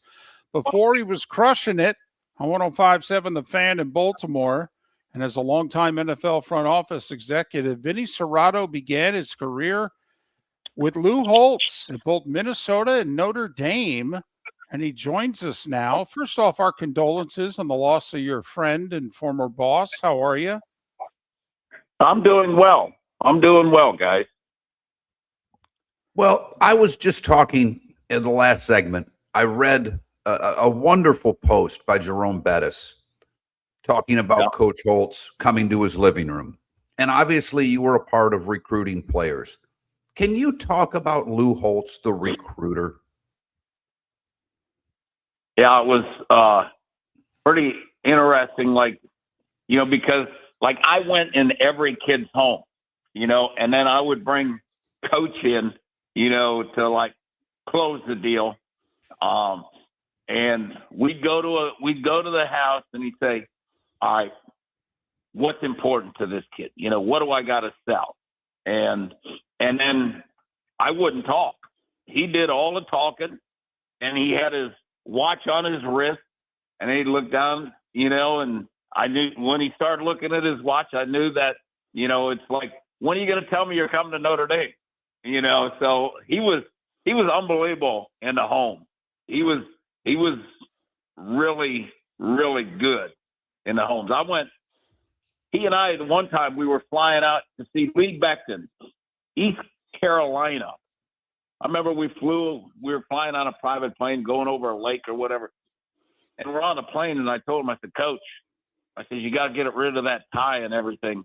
I said, they think we're a rich white school already. I said, you can't dress like it too, So I said, dress down a little bit, So I had a lot of fun going with him on trips and visits. And when you walk into a school with Coach Holtz, I mean, everybody stopped, everybody looked, it was pretty cool. You were like walking in, with the president. It was pretty cool to go into the schools and go into the homes. Was he fun to work for? Was he hard to work for? For me, it was, it was different just because I was recruiting and I was on the road a lot. And we'd have staff meetings, every morning we'd have staff meetings. And on Thursday, he would anything we need to go over recruiting? I said, nope. He said, all right, and we just move on. He was a delegator, but if your position was struggling, he was going to get involved. That was the thing with Coach, how he did it, and would he get on people? Oh yeah, no doubt about it. Now, one of my jobs was, what I did was the team that we were getting ready to play, I would give him on Monday night, I give him a personnel evaluation of the team that we were getting ready to play. And I remember we were getting ready to play Air Force, and they were good they were in the top 10 in the country at the time. And he comes, and I hand, he's walking down the hall after practice, and I said, Coach, here's my report. He says, what do you think of him? I says, Coach, there's not a guy in their team that could play for us. And he takes it and he throws it at me, and he says, they're in the top 10. I said, Coach, it is what it is. I think we beat them by 30 that week, But, yeah, for me, he was really fun to work for because he let me do my thing. He never questioned me about a player or anything ever, He'd sit down with me after recruiting and go over it, and he was always happy about it, So it was great for me to work with him. And when I was at Minnesota, I was a GA, and then he hired me full time. And when I was a GA, my job, because he'd leave and go speak a lot, and I got to know him because I would take him to the airport, and I'd pick him up at the airport whenever he'd leave, which was quite often in the off season. So that's how I got to know him, So I've known him 43 years. 43 years I've known him. And you know what? The other thing about it too is whenever I needed anything from him, he was just phone call away. If my son Charlie, who was playing hockey, if he was struggling with it, I said, Coach, can you talk to him, motivate him a little bit? Yep, give me his number. call him. And, about a year and a half ago, Guy Godowski, the hockey coach at Penn State, he was asking me about all these Lou Holtz quotes and everything else. I said, Guy, you want me to, why don't you just call him? So I called Coach, and I said, Coach, the hockey coach from Penn State. He said, just tell him to call me. He said they talked for an hour, and he was so appreciative. I mean, anything like that. And my other son was trying to get into Naval Academy, and Lou called Mike Pence when he was vice president and got him the nomination and stuff, So, I mean, all those little things like that, he would do anything for any of the people that were around him.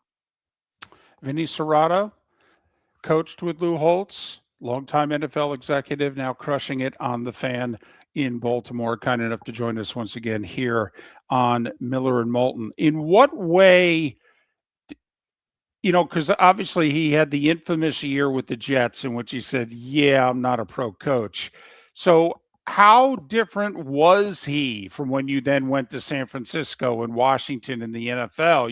You were around legendary coaches in the NFL. How different was he from those legendary coaches?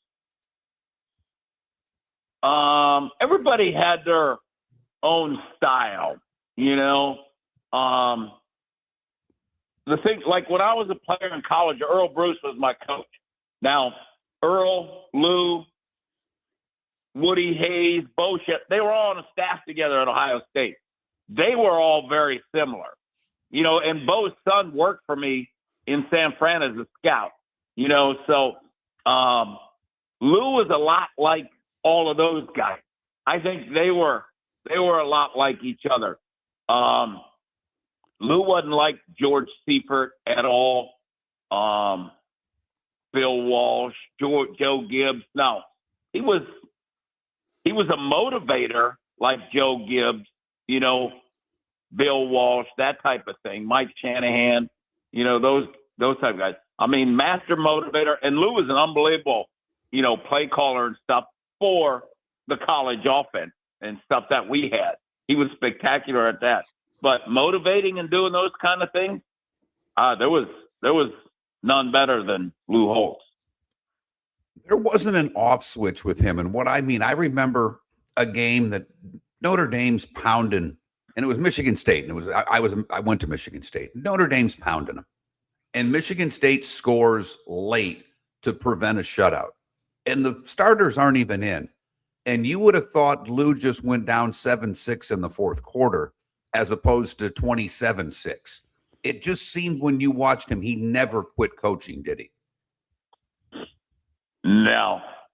He was always teaching, whether it be, and if you're way ahead of, he was coaching, teaching somebody, and it might have been, a walk-on or whatever. So, he was big on fundamentals. That was his thing. He loved teaching fundamentals, loved, talking fundamentals. I got a good story with Reggie Ho, who was our kicker. He was out at practice, and Lou's standing like right next to him on the practice field, and he's kicking. And then Reggie looks over at Coach, because I worked with the kickers too, so I was standing in the vicinity. So Reggie goes, Coach, I can't kick with you watching. And quick-witted Lou, he goes, Reggie, I do plan on being at every game.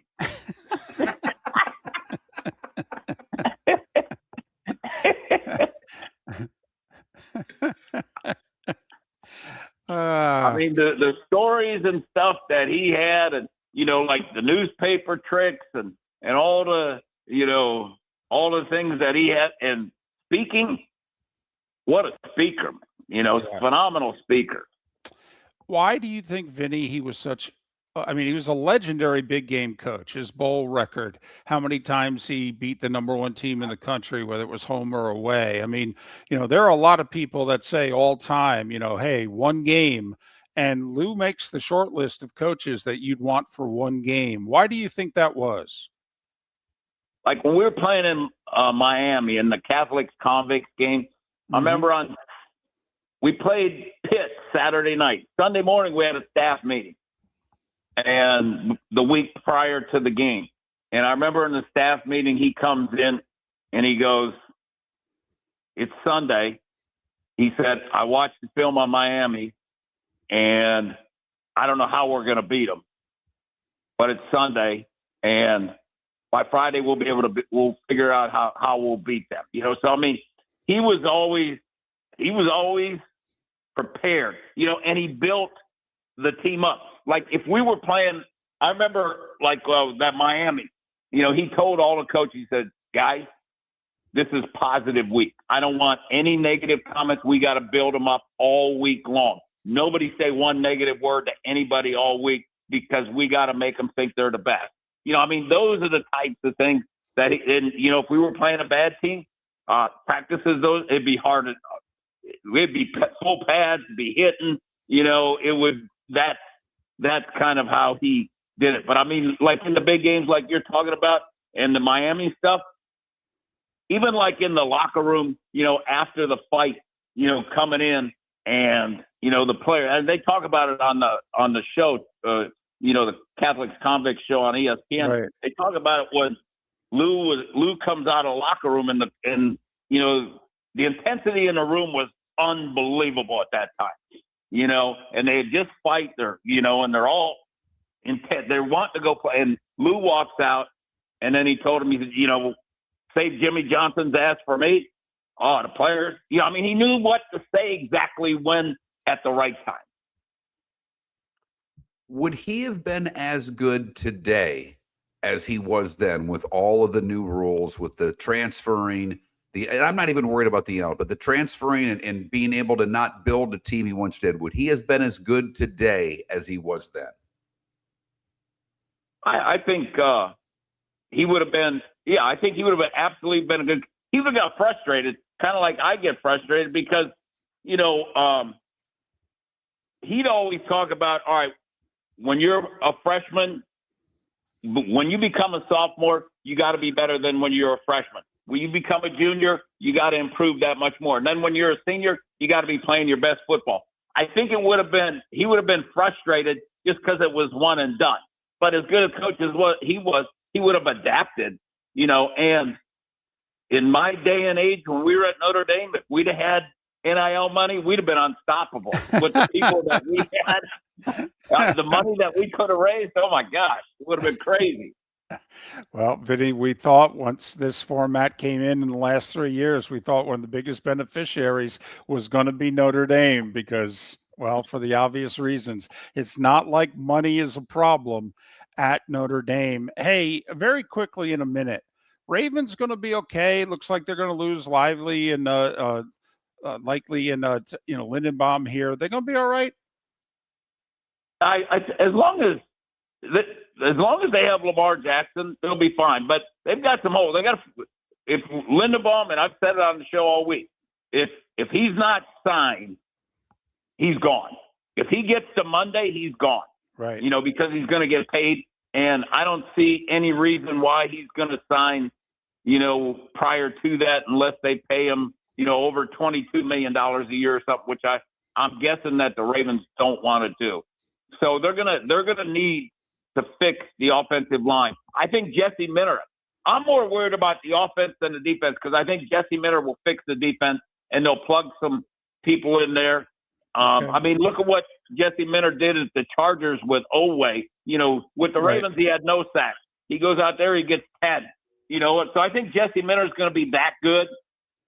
But I think Cleveland's going to be better too. My boys Monken and Rudy, and they're going to be good. And I'm looking forward to seeing how Harbs does up in New York too. Vinny, thanks for going down memory lane with us. We appreciate it. Have a great spring, and hopefully we'll talk soon. All right, thanks, guys. Vinny Cerrato, who Minnesota Notre Dame was with Lou Holtz, building the national championship team.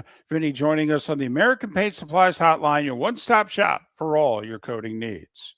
Do you have a sleep problem but don't want to wear a CPAP mask? This is Mark Miller for Sleep Treatment Direct. The mask wasn't working for me, and I didn't think I had an alternative. I do. We all do. They have such simple alternatives with greater success than the mask. Visit sleeptreatmentdirect.com. That's sleeptreatmentdirect.com. And if you are like me and your CPAP machine isn't working for you, it's time for a change. Call 239-444-1741. That's 239-444-1741. Sleep Treatment Direct. Sleep safe and sound. The Cape Coral Police Department is growing and they want you to be a part of it. They're hiring new officers. Starting pay is between $74,000 and $90,000 depending on your experience. And with a $10,000 hiring bonus, you could be making $100,000. Enjoy paid holidays, off-duty details, plenty of OT opportunities. They're also hiring dispatchers and professional staff.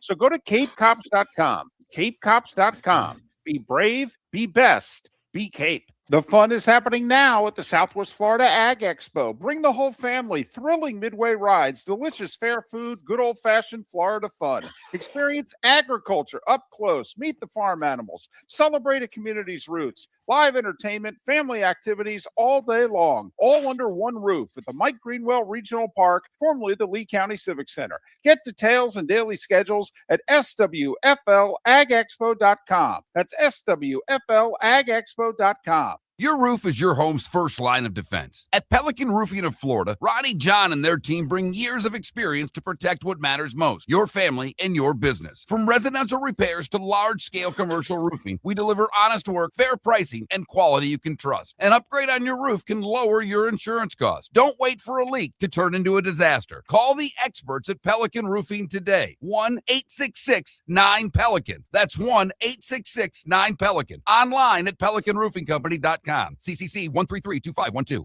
Let's talk the big differences between Floormeisters and the big box store that sells flooring. Floormeisters is family owned. They do flooring, not doors, nuts and bolts, or weed killer. They specialize in it. They know it.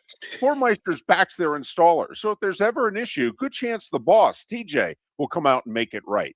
Floormeisters prices beat the box stores every day of the week. When you think flooring, think Floormeisters in Naples. Floormeisters.com. Real people, real prices, real quality selection. The Floormeisters, just keeping it real. American Paint Supply, celebrating 30 years in Naples, is proud to be the exclusive Farrow & Ball dealer in Southwest Florida. The best thing to come from the UK since the Beatles, Farrow & Ball has the colors and paints at American Paint Supplies. See why all the designers and painters choose Farrow & Ball. For 30 years, American Paint Supplies provides the perfect pairing of service and expertise on 6100 Shirley Street in Naples off of Pine Ridge or online at AmericanPaintSupplies.net. American Paint Supplies is your one-stop shop for all your coating needs. This is Miller and Moulton.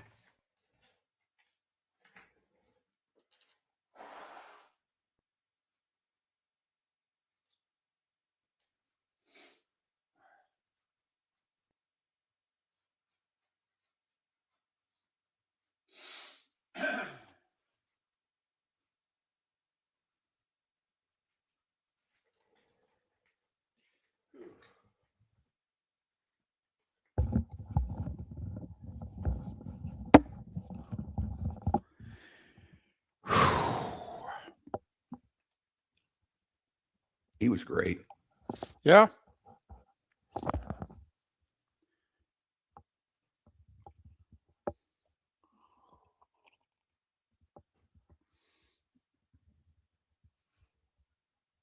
Oh yeah. And I'm not a Lou Holtz guy. But yeah, I mean, like David said, you look at his big game record, it's pretty damn impressive. And yeah, he had great players, but so did a lot of other people. My Notre Dame buddy's like, he should have won the title in 94 too.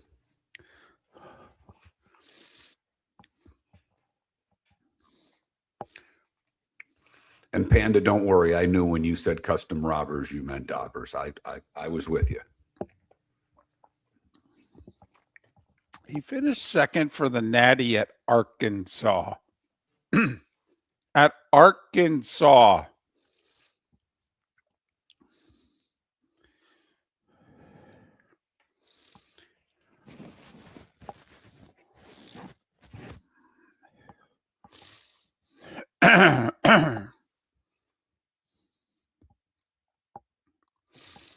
I don't know if you read the interview with Chris Ilitch. I don't know why you would, but Sampson was like, I can't believe what Chris Ilitch said. I went through the whole interview. I didn't see anything in there that was substantial. I'm like, oh, is that a segment? I couldn't find anything.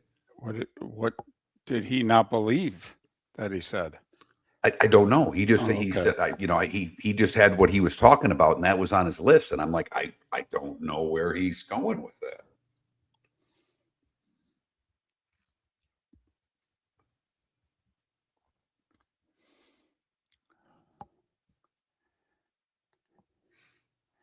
Yeah, Phil, I ate all that stuff.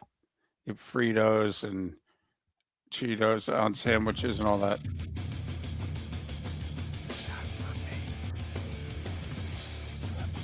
You're listening to Miller and Moulton, coming at you from the Floor Meister Studios. Floor Meisters, keeping it real. And now, here's Mark Miller and David Moulton. Halfway home on this Thursday, at least in Jacksonville, Tampa, St. Pete, and Southwest Florida. Final hour of the show, live Oak Lake City, surrounding areas, Port Charlotte, Venice, and surrounding areas, Miller and Moulton. MillerandMoulton.com, Miller_Moulton on X. 2 poll questions. We just got done talking to Vinny Cerrato, who was with Lou Holtz in his days at Minnesota and then the early years with Notre Dame as his director of recruiting. And so we ask you, when you think of Lou Holtz, do you think of the coach or do you think of the broadcaster? And he got done at Notre Dame after 96. And a lot of you don't even remember his time at South Carolina a few years later. So when you think of Lou Holtz, do you think of the coach or do you think of the broadcaster? Because he was on the national scene as a broadcaster for 20 years. So that's one poll question. And then, I got to pick the potato chips question yesterday. Mark's picking the, what is it, National Cheese what day? Cheese Doodle Day. And it got me thinking of Cheetos. Crunchy or puffy, because my wife and daughter are puffy Cheetos. And it would make sense because their dad or husband's kind of puffy. But I'm a crunchy guy. And right now I feel very strong with 71+% of you going with the crunchy. Okay. Not as good as Holtz, the coach, who's getting over 3/4 of the vote right now. Oh, all right. Well, there you go. Those are our 2 poll questions. Vote accordingly. So I did not grow up with crunchy. Crunchy was something I turned around one day. I was at least in my 20s. I might have been in my 30s the first time I saw crunchy. Okay. It was always seriously puffy. Yeah. Mark, I am literally going through my mental Rolodex trying to think of the first time that I saw crunchy. They were always puffy. And I was the other way. I mean, when I went to someone's house and they were puffy, I didn't eat them. They weren't, I didn't like them. I remember. I'm guessing, even though I've not heard you say it, Mom was obviously a puffy Cheeto fan. Well, but see, here's the thing. And I'm not over exaggerating. We didn't have money for snacks. Okay. And I've said this before, and it's a bit of a joke between my mother and I. I knew we were having company when all of a sudden potato chips or Doritos showed up in the house. I'm not kidding. There was none of that 355, 60 days a year. Absolutely Grandparents not. Then? Was it is no, that where you had? Where did you have your Cheetos growing up? My dad's mom Okay. So watching some Mets, eating some puppuccinos is what you're telling me. Playing cards all weekend, watching the Mets all weekend, watching the fights. And I loved her. She ate horribly. She had diabetes. She didn't take care of herself. Okay. And I loved her madly. And I ate so badly for Friday night, Saturday, Sunday. It was glorious. Awful. And it's all the food she had in the house. It was great. And all she had was the puffy. And I think that's the grandparents' job. I mean, I did laugh because we spent a lot of time at my mother's parents. My parents went through some trying times, and that meant sometimes we'd be at Grandma and Grandpa's for a week. Just the way it was. I mean, right. there are many a night that all of a sudden there would be a fight in our house, and all of a sudden I'd get in the car with Mom and we'd go to Grandma and Grandpa's and not come back for a few days. And that was part of how I grew up. Right. And my grandmother, every once in a while, because she did most of the shopping, but when she sent her husband, my grandfather, to the store, and I would always go with him, you could be going for milk. And they did well. He owned a business. They had a beautiful home and had a little bit of money. And when we would go to the store, he might get the milk. He might forget what he went there for. But every single snack that was available to buy was in the cart. And it didn't matter what it was. Ice cream, cookies, candy. And he had a sweet tooth and would just demolish the snacks when we went to the store. So while things might not have been going well at home, I never minded going to Grandpa's house because, one, they had the pool table down in the basement. They had kind of, my mom had 4 siblings. 3 were really close, my mom and her 2 brothers. And then there was the gap and the 2, I don't want to say mistakes because there was 2 of them. They maybe had 2 mistakes, but there was a huge gap between the 3rd child and the 4th child. So I would go over there, and that's where I got all my music from, my Uncle Larry and my Aunt Renee. The pool table and the stereo down in the basement, listening to, Boston's first album, listening to Steve Miller's first album. And I was 6, 7 years old listening to Fly Like an Eagle. I was like, this is pretty cool, man. So never minded the trips to Grandma and Grandpa's. Yeah, Grandmother Moulton. Okay. Every time I was there, it was Legos for breakfast. It was cheeseburgers for lunch and dinner. Okay. She'd fry them up right there on the little fryer in the middle of the stove.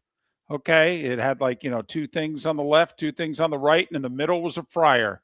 Okay. And she would fry up them cheeseburgers on Wonder Bread.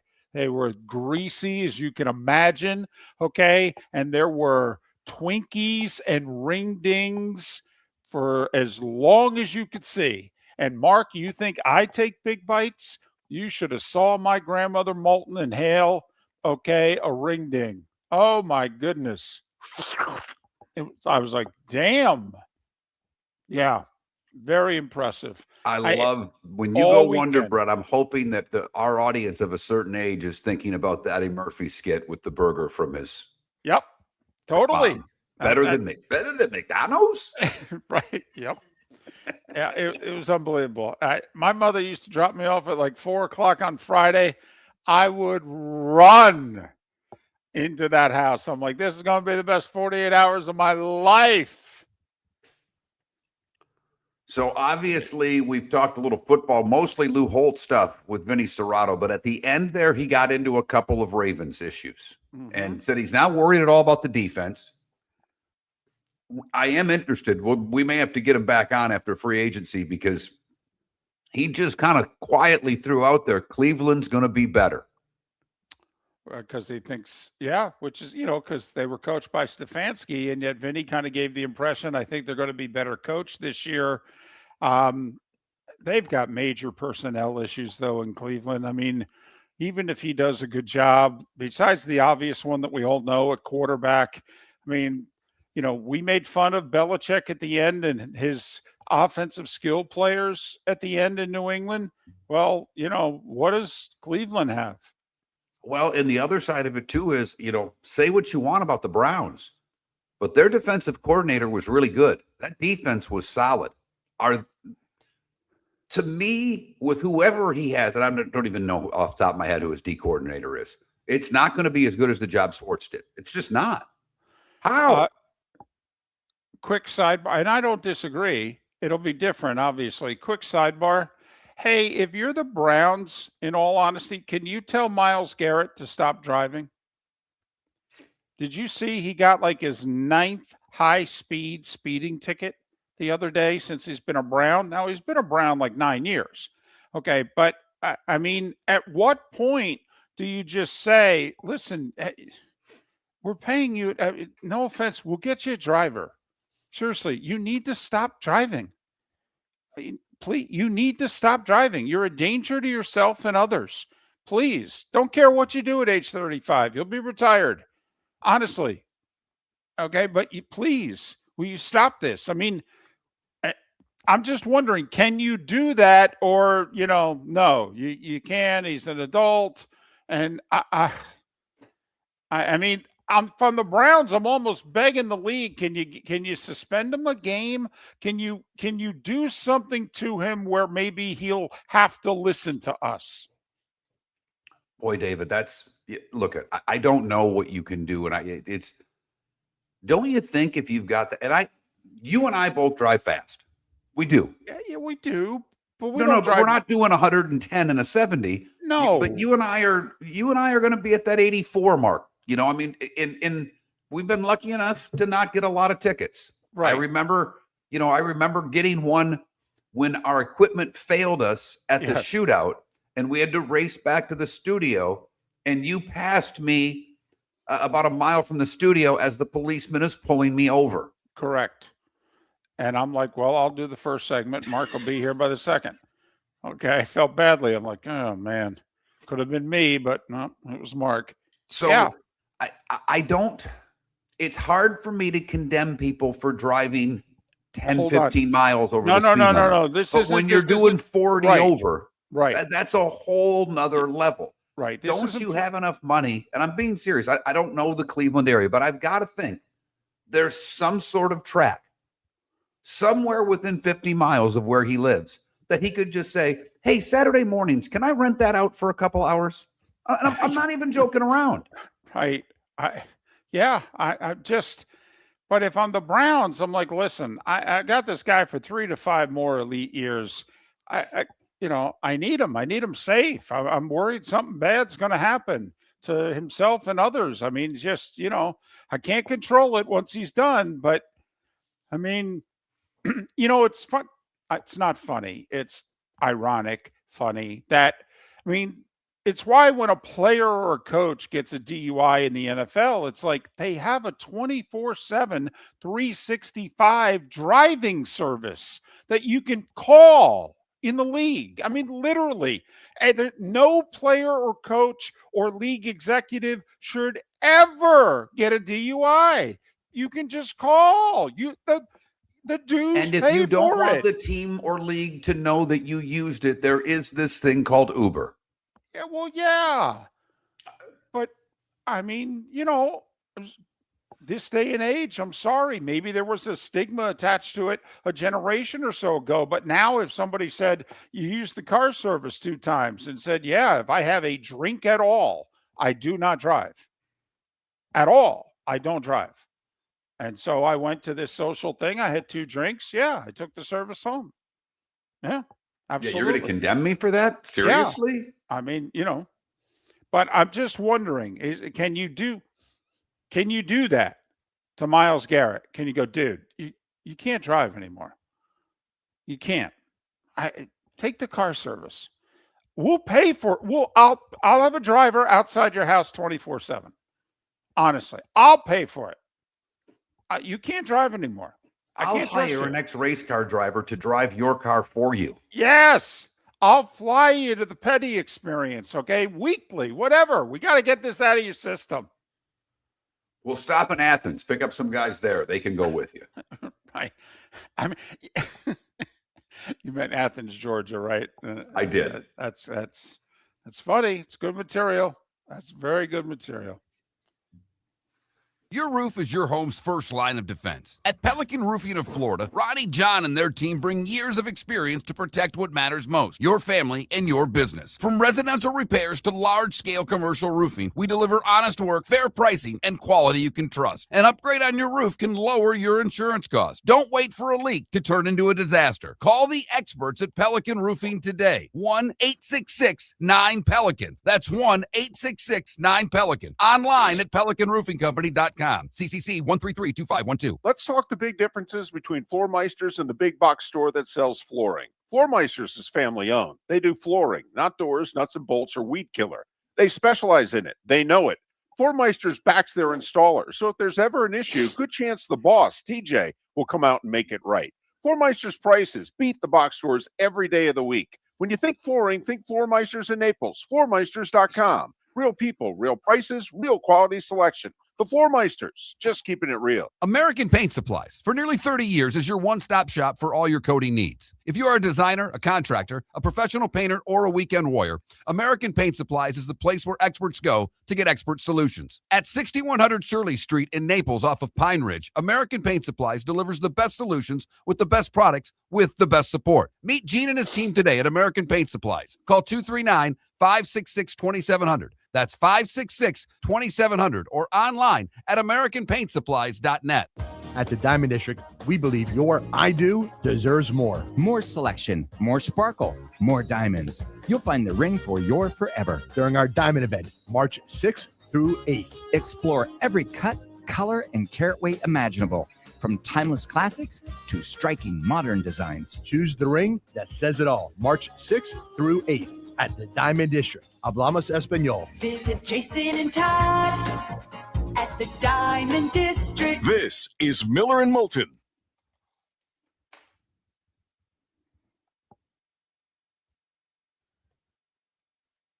I don't know, Michael. Maybe he's got a good lawyer that gets him out of all this crap. See what I did there? I did.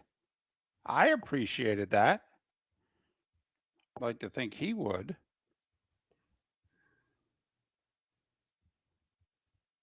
So one of the guys here who also doesn't have the same cancer, but had a bone marrow transplant, because there's a little nook for us at the Hope Lodge where we can eat, not among all the rest of the folk, because I'm not supposed to be around a lot of people. Stu's his name. He actually lives in Naples, and he's talking when we met him, and he says, he goes, well, it said something about having a stent in my heart. He goes, but for 30 years, I didn't have a heart really for 30 years while I was working. And my wife's got this weird look on her face, and I didn't say it out loud. He goes, well, I was an attorney. And I'm like, yeah, I kind of got the joke, but I let you do the punchline.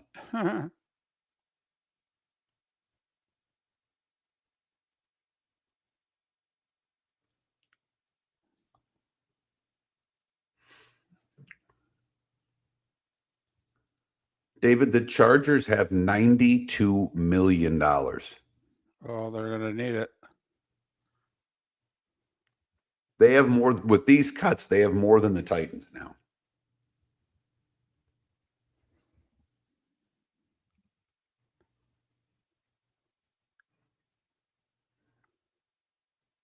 You got to let the old guy finish his joke, Javier. You do. You can't do that to him.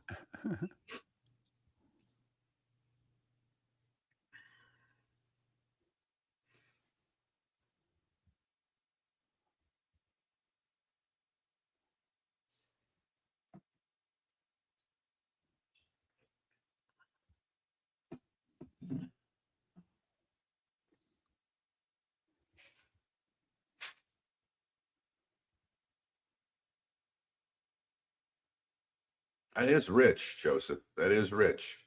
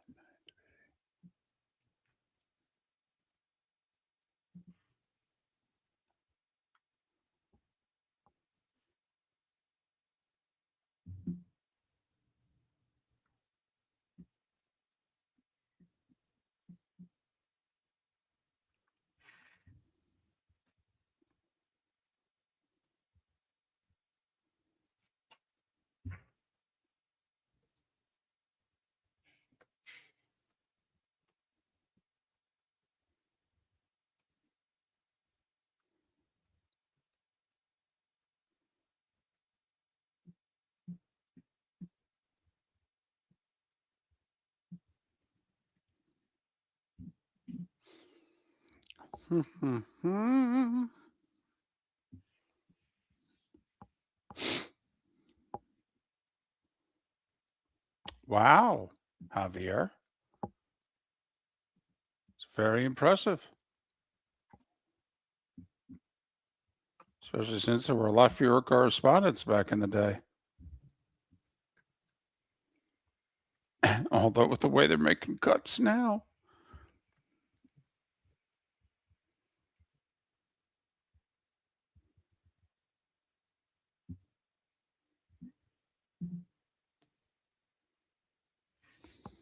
Snack wrap twister thing. I like it. Snack. All right. KFC snack wrap twister.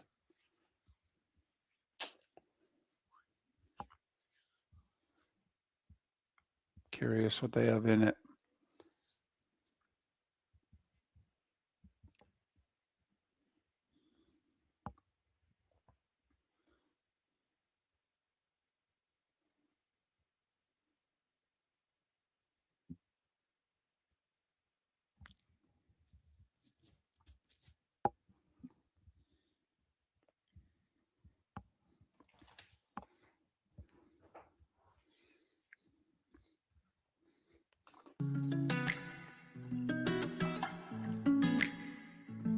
Welcome back to Miller and Moulton. Text the guys what's in your mind at 21,000.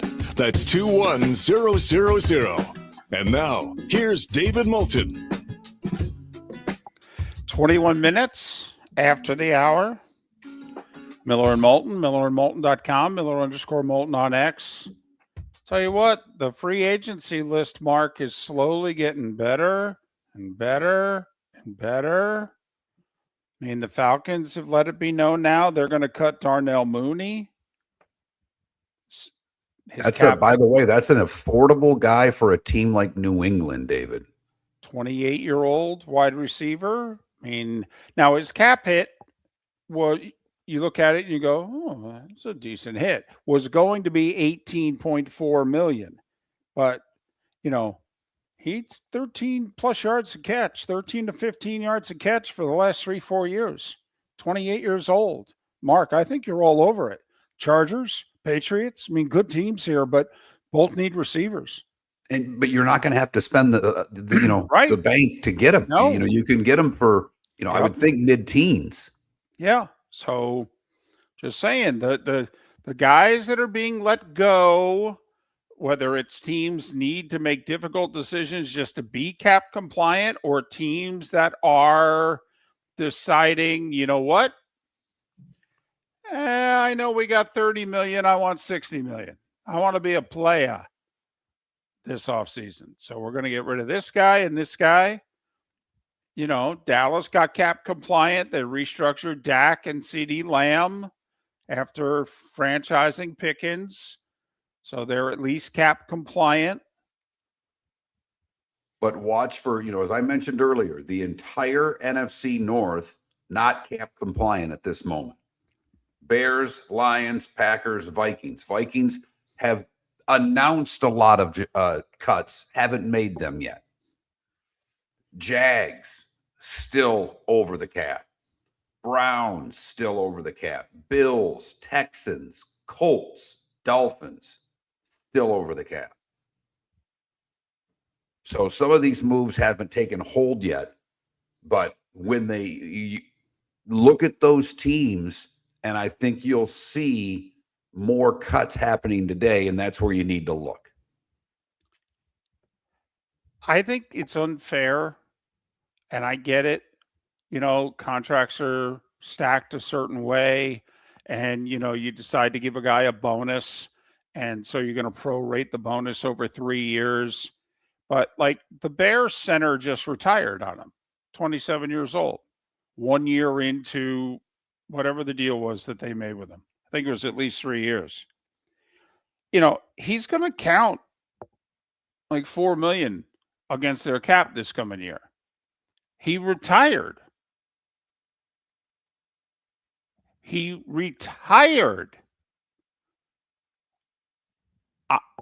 Does that sound unfair to you? I mean, I bail on you. I bail on you. You don't have me anymore. You now have to fill my position. Oh, and by the way, I'm still going to cost you. Now, thankfully, it's only $4 million, but there's part of me that's like, wait, I bailed on them. Why are they being penalized for me retiring? Way, the other question that I have, and this has happened in many cases when guys retire, are the Bears going to go after that signing bonus money? Does he owe the Bears money? I mean, it's not the first time a team said, "Hey, you this signing bonus 3 years, you owe us 2 of the 3 years." Now that doesn't do anything for the cap, David. But yes, apparently in this case, Mark, the Bears can get $2 million back for this year and $2 million back for next year if they want to pursue it. And now we can go back to the Barry Sanders day, in which if you were the Lions, since he's an all-time great, arguably the greatest Lion of all time, should you have gone back and said, hey, you bailed only 1/3 of the way into your contract, give me the rest of the money back? Or if you're the Lions, should you have just gritted your teeth and said, yeah, he kind of stuck it to us here, but he's Barry flipping Sanders, and we got to let it go. That is a different case. Right. This is the center for the Bears. This is a guy that's going to, good player, but they're going to replace him in 2 years and no one's going to remember his damn name.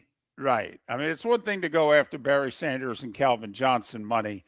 It's another thing, to go after the guy who signed from Atlanta and gave you a year. Right. So I'm with you, David. The Lions should. I mean, it cost a lot of time, and finally they're back and they've made amends. And Barry's now doing team things and on the sidelines and going 20 to years. games. But it cost them 20 years. Over 20 years, absolutely. Hell, they only made up with Calvin Johnson in like the last 3.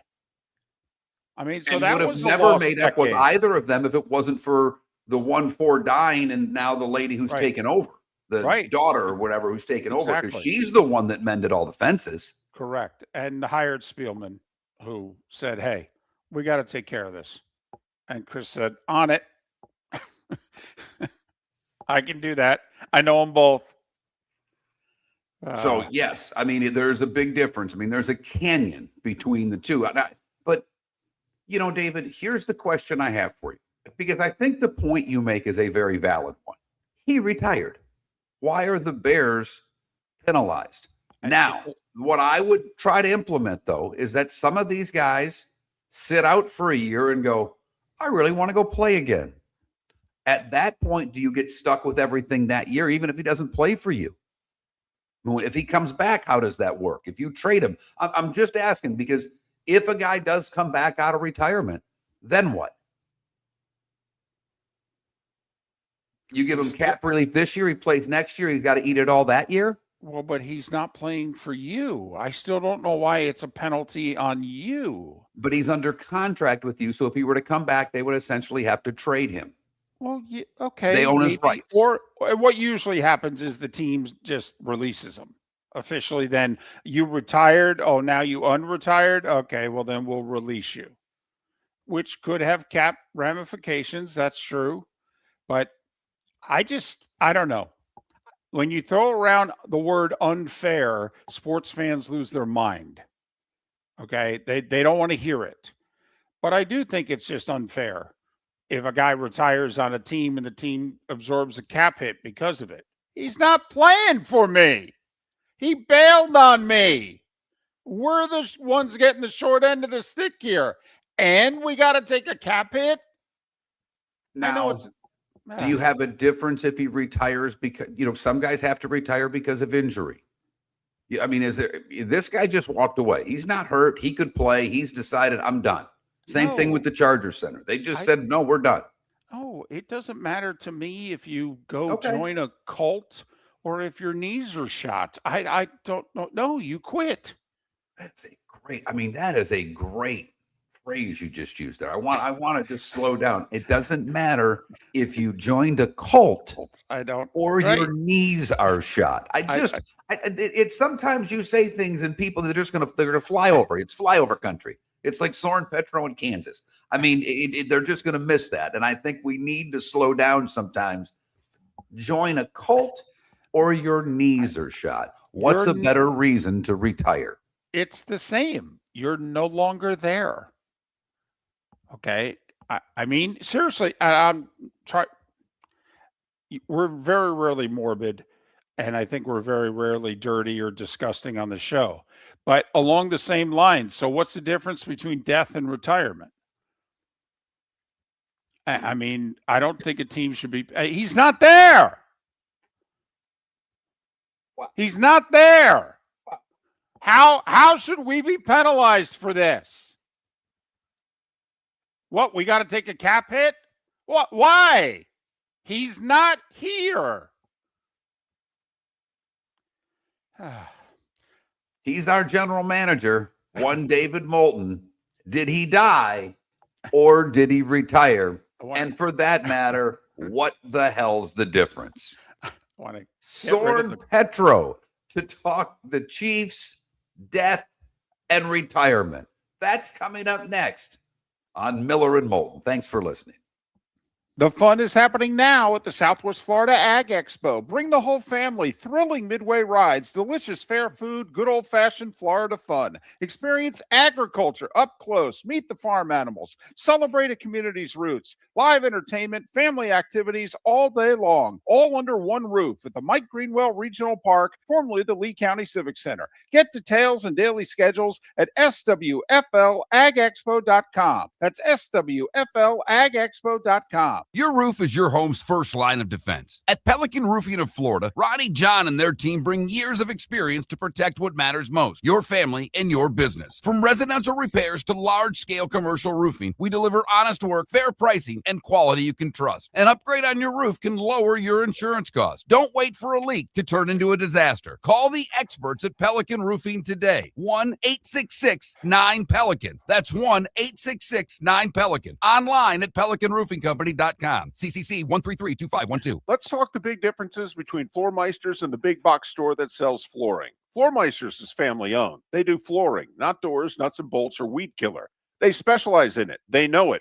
Floormeisters backs their installer, so if there's ever an issue, good chance the boss, TJ, will come out and make it right. Floormeister's prices beat the box stores every day of the week. When you think flooring, think Floormeisters in Naples. Floormeisters.com. Real people, real prices, real quality selection. The Floormeisters, just keeping it real. American Paint Supplies, for nearly 30 years, is your one-stop shop for all your coating needs. If you are a designer, a contractor, a professional painter, or a weekend warrior, American Paint Supplies is the place where experts go to get expert solutions. At 6100 Shirley Street in Naples off of Pine Ridge, American Paint Supplies delivers the best solutions with the best products with the best support. Meet Gene and his team today at American Paint Supplies. Call 239-566-2700. That's 566-2700 or online at AmericanPaintSupplies.net. This is Miller and Moulton. Javier, that is very nice of you, but I will not make that many Southwest Florida friends. In fact, the one guy with the FGCU shirt wasn't very talkative. But this whole having to let the wife cook is just, it's difficult. She yelled at me yesterday because I made guacamole. Can I ask a question? Yes. What is the medical reason why you're not allowed to cook? My guess is the smoke. Just that my whole body, my immunity is still like, I'm like a baby right now. I can't get sick. Right. So they don't want, it also, now my platelets are back to normal. I know they didn't want me using a knife per se, because if I cut myself, I don't stop bleeding the way a normal person would. Right. I probably will ask the doctor in 2 weeks, am I allowed to cook anything? Am I allowed to prep the food? Can I cut the vegetables up? Right. But I mean, they even said, like, if I have a banana, she is supposed to wash the banana, the outside of it, before I even touch it. They are very nervous of me getting any sort of infection right now. That is the worst thing that could happen to me.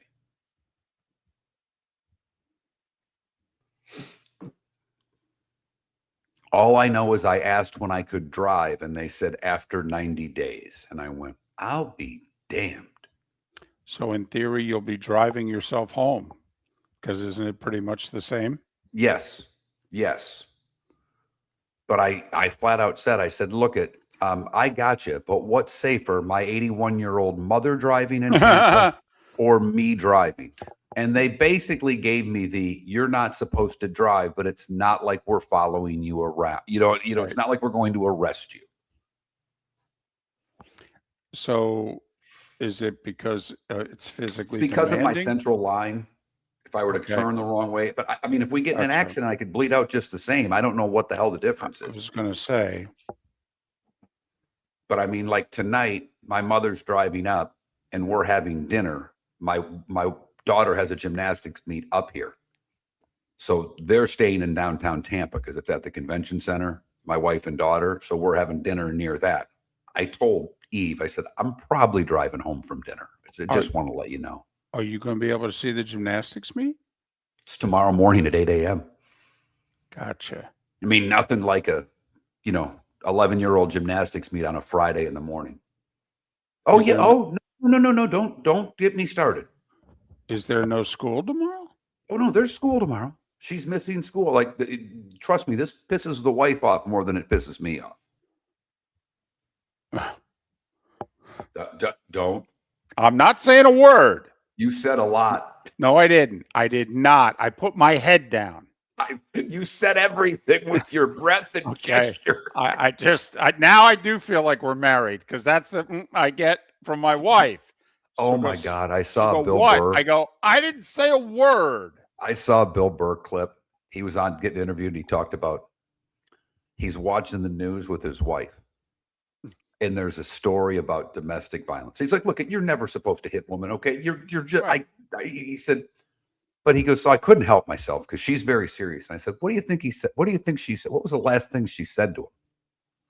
And the wife gets all pissed off. A week later, his mother-in-law is there. Similar story comes on. The mother-in-law says, and the wife's like, don't. And she says, what do you think she said to him? And he goes, me and my mother-in-law are crying with laughter. My wife got up and walked out of the room. Soren's all set to go. Thank you.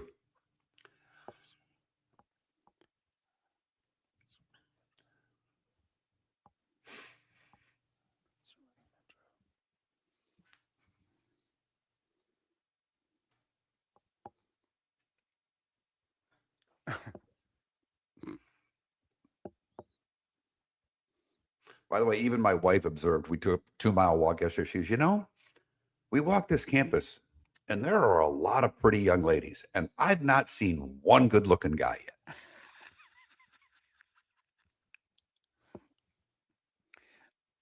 That's why we do so well.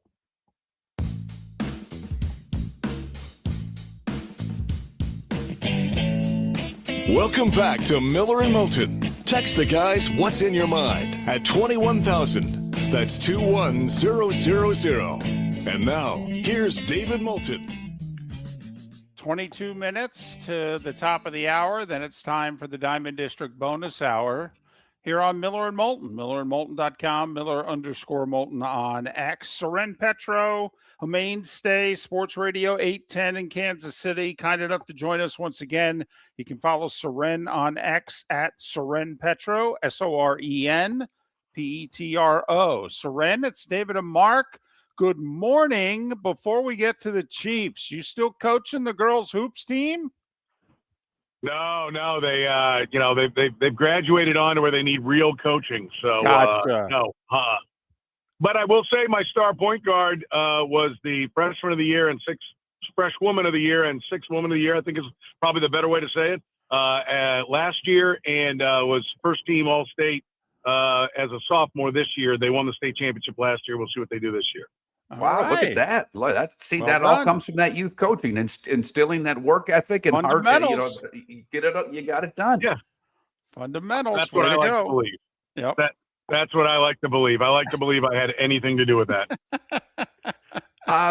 Attach yourself to winners and claim their successes. That's always been my approach to life. Well said. Well said. All right. When you're looking at the Chiefs right now, we see a lot of holes on this roster. Do you think we're right? What? Holes? You're telling me that, like, if you lined up right now and had to go 3 wide and you'd line up maybe Rashee Rice if he's not suspended again, whatever Xavier Worthy has turned out to be, and a guy named John Brownlee, that they're thin at wide receiver, the fact that they have Brashard Smith and a guy I can't remember his name, but I know it's 2 first names glued together, who's never played in the NFL, and those are the only 2 running backs on the roster? What? Holes, you say? Yes, like Swiss cheese is not fair because there's some cheese in the Swiss cheese. That's why this deal was made for Trent McDuffie. They need players. They need picks. They need cap room. They need to be in free agency. I mean, this is the pay. Everyone says, "Oh, the cap's not real. The cap's not real." The cap is real. It can just definitely be massaged and it can be put off. But eventually, it comes around.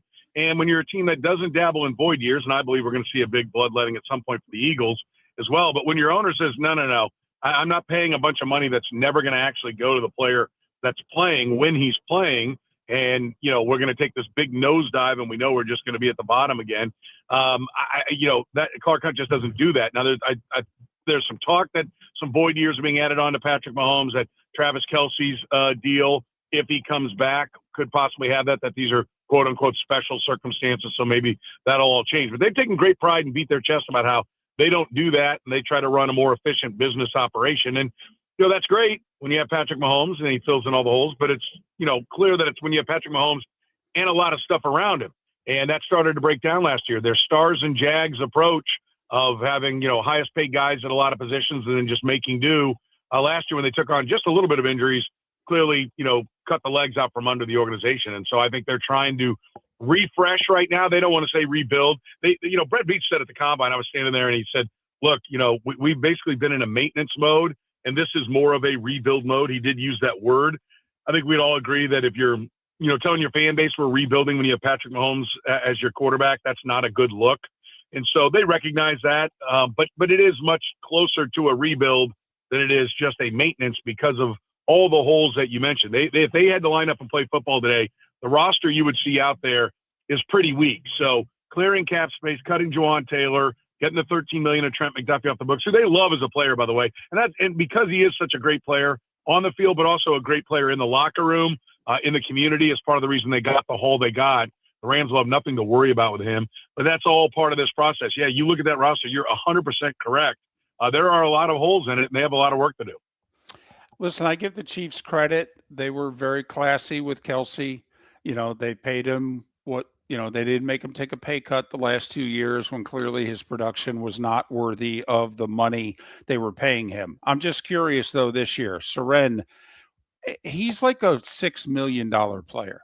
He's been getting paid 2-3 times that. I mean, if he wants to come back, do you think the Chiefs are going to look at him and go, dude, we can't pay you what we've been paying you? You do know that, right? Besides, you're 9 yards a catch and 6 touchdowns a year tops. I mean, maybe we can go to 8, but we can't go much higher than that. Yeah, I think the great way to put it is at one point Travis Kelce was a great wide receiver, and now he's a good tight end. And so paying him $18 million, making him the highest paid tight end when he really was, you can call him the best slot receiver in football. I mean, however you want to put it. I mean, his value is not with the push and pester blocking approach.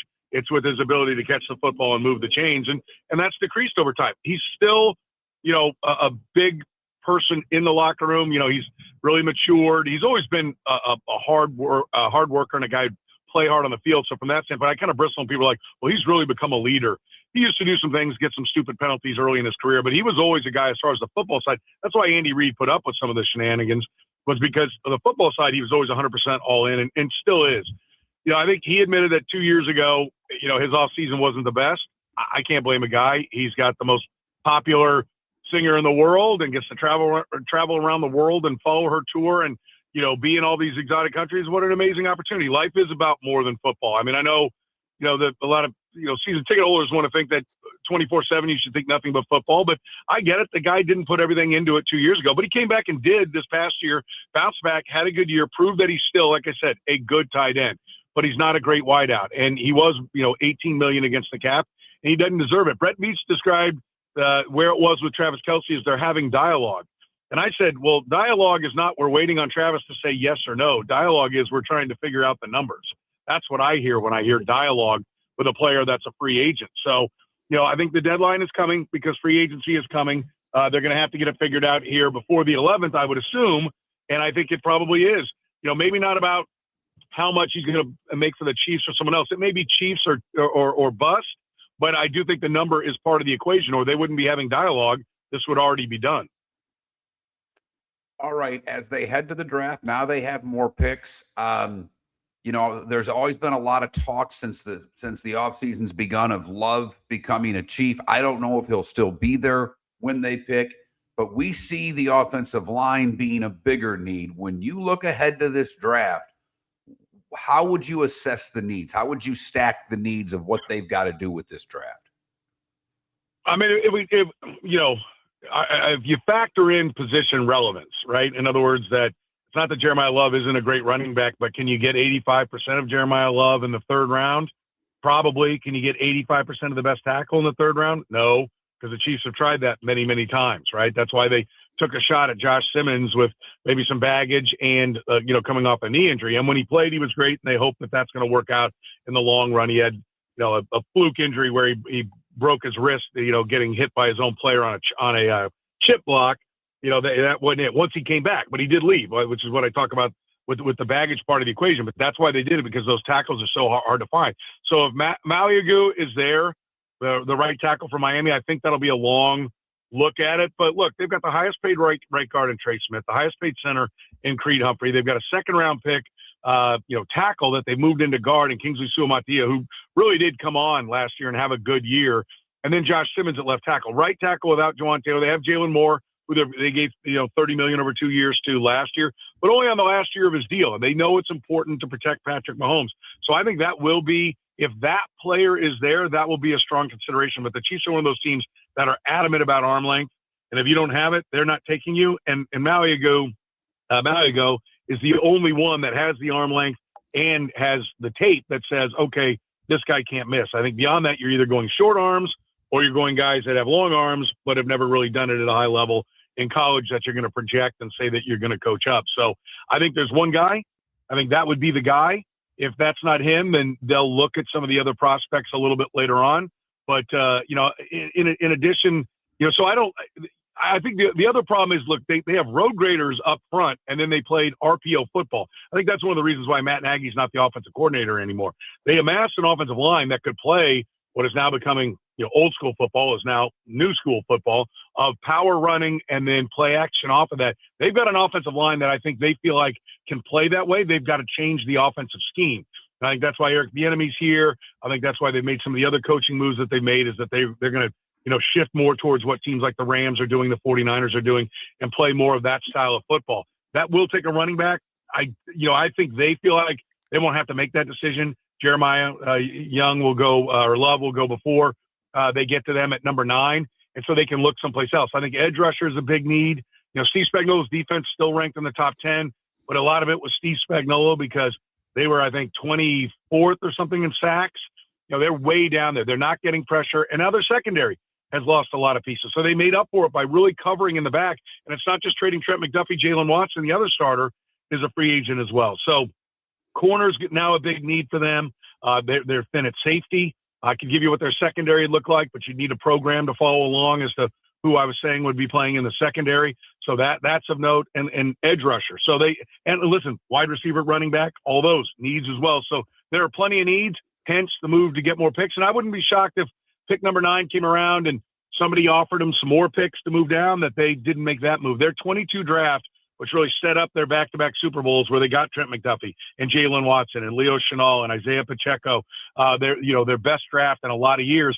They went into it with 12 picks. They made 10 selections, and 6 or 7 of them ended up being really good players. You don't remember the 3 or 4 that were busts. because that's the reality of the draft, right? If you get a bunch of good picks, everyone goes, hey, great draft. Well, we had 10 of them. We ought to do pretty good. And I think they're trying to get back to that mentality with this year's draft and next year's draft with that third-round pick coming from the Rams that will be in the 27 draft. Soren Petro, Sports Radio 810 in Kansas City. Follow him on X at Soren Petro, SORENPETRO. So are you, and I don't mean you, but are Chiefs fans going to be okay when everybody picks him third then? I mean, because it sounds like even if they nail the draft, we're not going to know they nailed the draft until the season starts, if you know what I mean. I mean, I don't know if there's enough in free agent. They certainly don't have the cap space to plug a ton of these holes in free agency right now. So, I mean, on paper, and also now they're one of the 5 youngest teams in the NFL on paper. I mean, it does scream third place. It does. And, so are the question was, are Chiefs fans? So let's be clear. I'm going to answer as in Chiefs fans. No, because I get people called and upset at me when I tell them, look, there are holes on this team. Look, this is your running back. This is your wideouts. Does that sound like a championship team to you? No, they don't want to hear that. They just want to hear that they're going to win. They're spoiled and drunk on success. They got a little bit of a reality call, right? Somebody threw some cold water in their face or gave them a cup of coffee instead of another shot. And last year with the 6-11 season, they had to, start recognizing that the party will end at some point. So there's some of them, the rational fans, which, are few and far between that get it, that understand that it's been a great run, that at some point, the system is set against you to bring you down. And you want all these players. You don't want Trey Smith to leave. You don't want Nick Bolton to leave. Well, when you have a $15 million middle linebacker and a $23 million guard, it gets tough to keep your 26-year-old corner. And that's the reality. But everybody wants their toys, and they want it right now, and they don't want accountability. The Chiefs are facing the accountability part. The fans will not like it unless they can have, like I said, another great draft from 22, be very good in free agency. I think it's going to be kind of a depth run. I think they'll pick up a running back for sure in free agency. But, I think there is a path. Look, when you have Patrick Mahomes, you don't have to have the best roster. You just have to have a good roster. If you can get a very good roster, then you could be the favorite to win the Super Bowl. If you can get back to having a good roster, then you're a threat because Patrick Mahomes will win games in the last 2 minutes. Hang around, and he's the guy that 57 seconds and 2 timeouts, you can get a touchdown, right? And that's not what most teams have. Even the Seattle Seahawks, that's not what Sam Darnold is. They have to overwhelm you. They need to play from in front. They need to have the football, at the right times to make it all work. Like, I like the Seahawks, and I like what they did. But Sam Darnold's much more Brad Johnson, not really Trent Dilfer, but Brad Johnson and the Bucks from back in 2002 than he is the beginning. I don't think, maybe he'll prove me wrong, than he is, Tom Brady and Kurt Warner, who are considered, also Rams as quarterbacks, but obviously proved to be Hall of Famers. I don't think that's what Sam Darnold is in Seattle. So Seattle's going to have a tough time doing it. The Chiefs have Mahomes, so there's no excuses to be bad, and they know it, but they have to, reset their cap and reset their draft approach to not being maintenance and being building, because they need to build a better roster around Patrick Mahomes.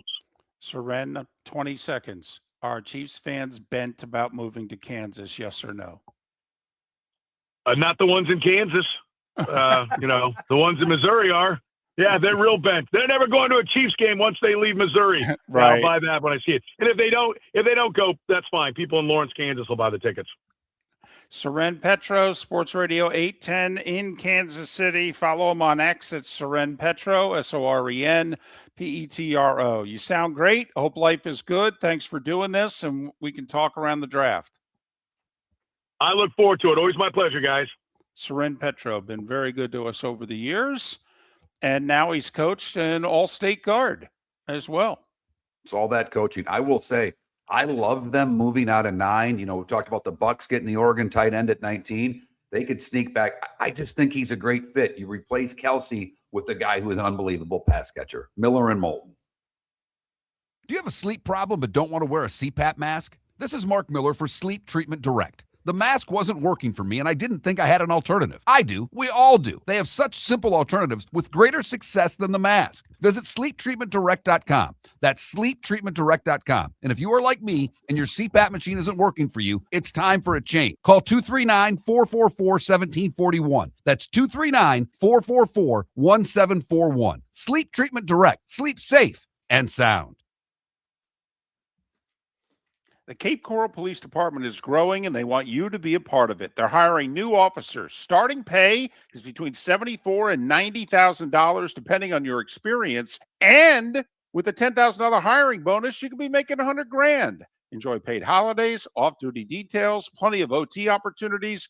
They're also hiring dispatchers and professional staff. So go to capecops.com, capecops.com. Be brave, be best. Be Cape. The fun is happening now at the Southwest Florida Ag Expo. Bring the whole family. Thrilling midway rides, delicious fair food, good old-fashioned Florida fun. Experience agriculture up close. Meet the farm animals. Celebrate a community's roots. Live entertainment, family activities all day long. All under one roof at the Mike Greenwell Regional Park, formerly the Lee County Civic Center. Get details and daily schedules at swflagexpo.com. That's swflagexpo.com. Your roof is your home's first line of defense. At Pelican Roofing of Florida, Ronnie John and their team bring years of experience to protect what matters most, your family and your business. From residential repairs to large-scale commercial roofing, we deliver honest work, fair pricing, and quality you can trust. An upgrade on your roof can lower your insurance costs. Don't wait for a leak to turn into a disaster. Call the experts at Pelican Roofing today. 1-866-9-PELICAN. That's 1-866-9-PELICAN. Online at pelicanroofingcompany.com. CCC 1332512. Let's talk the big differences between Floor Meisters and the big box store that sells flooring. Floor Meisters is family owned. They do flooring, not doors, nuts and bolts, or weed killer. They specialize in it. They know it. Floor Meisters backs their installer, so if there's ever an issue, good chance the boss, TJ, will come out and make it right. Floor Meisters prices beat the box stores every day of the week. When you think flooring, think Floor Meisters in Naples. Floormeisters.com. Real people, real prices, real quality selection. The Floor Meisters, just keeping it real. American Paint Supplies, for nearly 30 years, is your one-stop shop for all your coating needs. If you are a designer, a contractor, a professional painter, or a weekend warrior, American Paint Supplies is the place where experts go to get expert solutions. At 6100 Shirley Street in Naples off of Pine Ridge, American Paint Supplies delivers the best solutions with the best products with the best support. Meet Gene and his team today at American Paint Supplies. Call 239-566-2700. That's 566-2700 or online at AmericanPaintSupplies.net. This is Miller and Moulton.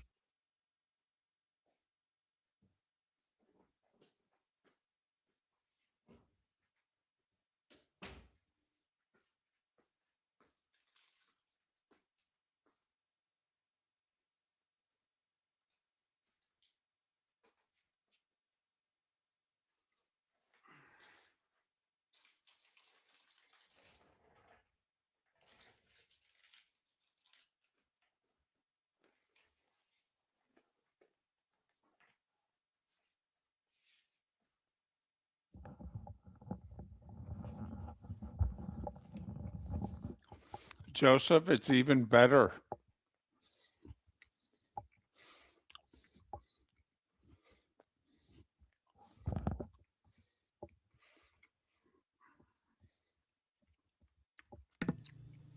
By the way, that was the other thing. Gibson got hurt for the Wings the other day against Nashville. They had to play their backup last night. He gives up 2 in the third. They brought up the kid from the A, who's the best goalie in the A. I am wondering after that third period if he's going to get a start. Wasn't their backup a veteran though? Talbot, yeah, but he's a backup. Right. I mean, you know. No, outside of a brief 2-year run when he left the Rangers and went to Edmonton, he's always been a backup. Yes. By the way, speaking of Edmonton, don't you have to? You have to be on the phone with the Florida Panthers today. Well, how about St. Louis for Binnington? I mean, for Is God's sake. Binnington available? Yeah. Okay. Now he's got a half the league no trade clause, and we'll see if Edmonton's on it. But even if Edmonton's on it, you got to make the call. Yeah. By the way, you'll never guess, and I guess they only asked him to do it for a period and an intermission, but you will never guess who did color last night for the Florida Everblades. Buckley. Wow. He called me. He goes, "You ready for a laugh?" He needed some stuff for auctions. He got asked to donate stuff for about 3 auctions, and Palin's always been great to Buck. He goes, so I go pick it up, and Mike Kelly, who's broadcasting the games, is right there. And he says, he asked him, and he's like, I was kind of in a, I can't say no. You know, I'm getting all this stuff. How do you say no? My comment was, you hate your wife that much that you're going to do color for an Everblades game? I know, honey. I said I'd be home at 8. I'll be home at 9. Right. By the way, I just text my son. What do you think of Holtz as? And he said broadcaster first. You know what, Paula? That's a great answer. That's what I should have said. That's funny. Paula, that's funny. I think Pat would say no because Pat enjoys not a bunch. Pat has 2 or 3 beers at a game, but he loves going up to breakaway between periods. And he's got all his buddies up there who have no clue of who he is as a football guy. No, he's like the mayor, though. He's got a group. He can go upstairs to the breakaway. He can go into the high-end He place. starts downstairs at the Cypress Club. That's pregame. And then in between periods, it's up there. Yeah, no, we've totally taken care of Pat. Parking's taken care of. He's got free membership in that club. Yeah. No, he leaves his season tickets in the second period and can sit somewhere else. You're listening to Miller and Moulton, coming at you from the Floor Meister Studios. Floor Meisters, keeping it real.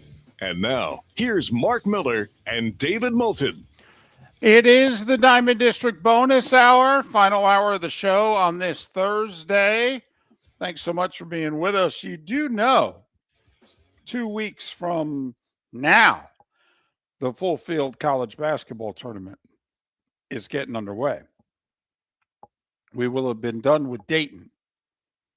All right, where Barkley and Vitale are doing a game together. I think it's the first night. It's the Tuesday night. There's 2 games. They're doing the second game. They're doing the 9 o'clock game, if you will. That's the better game usually, right? Yes. That's the 11 seeds, if you will. Right.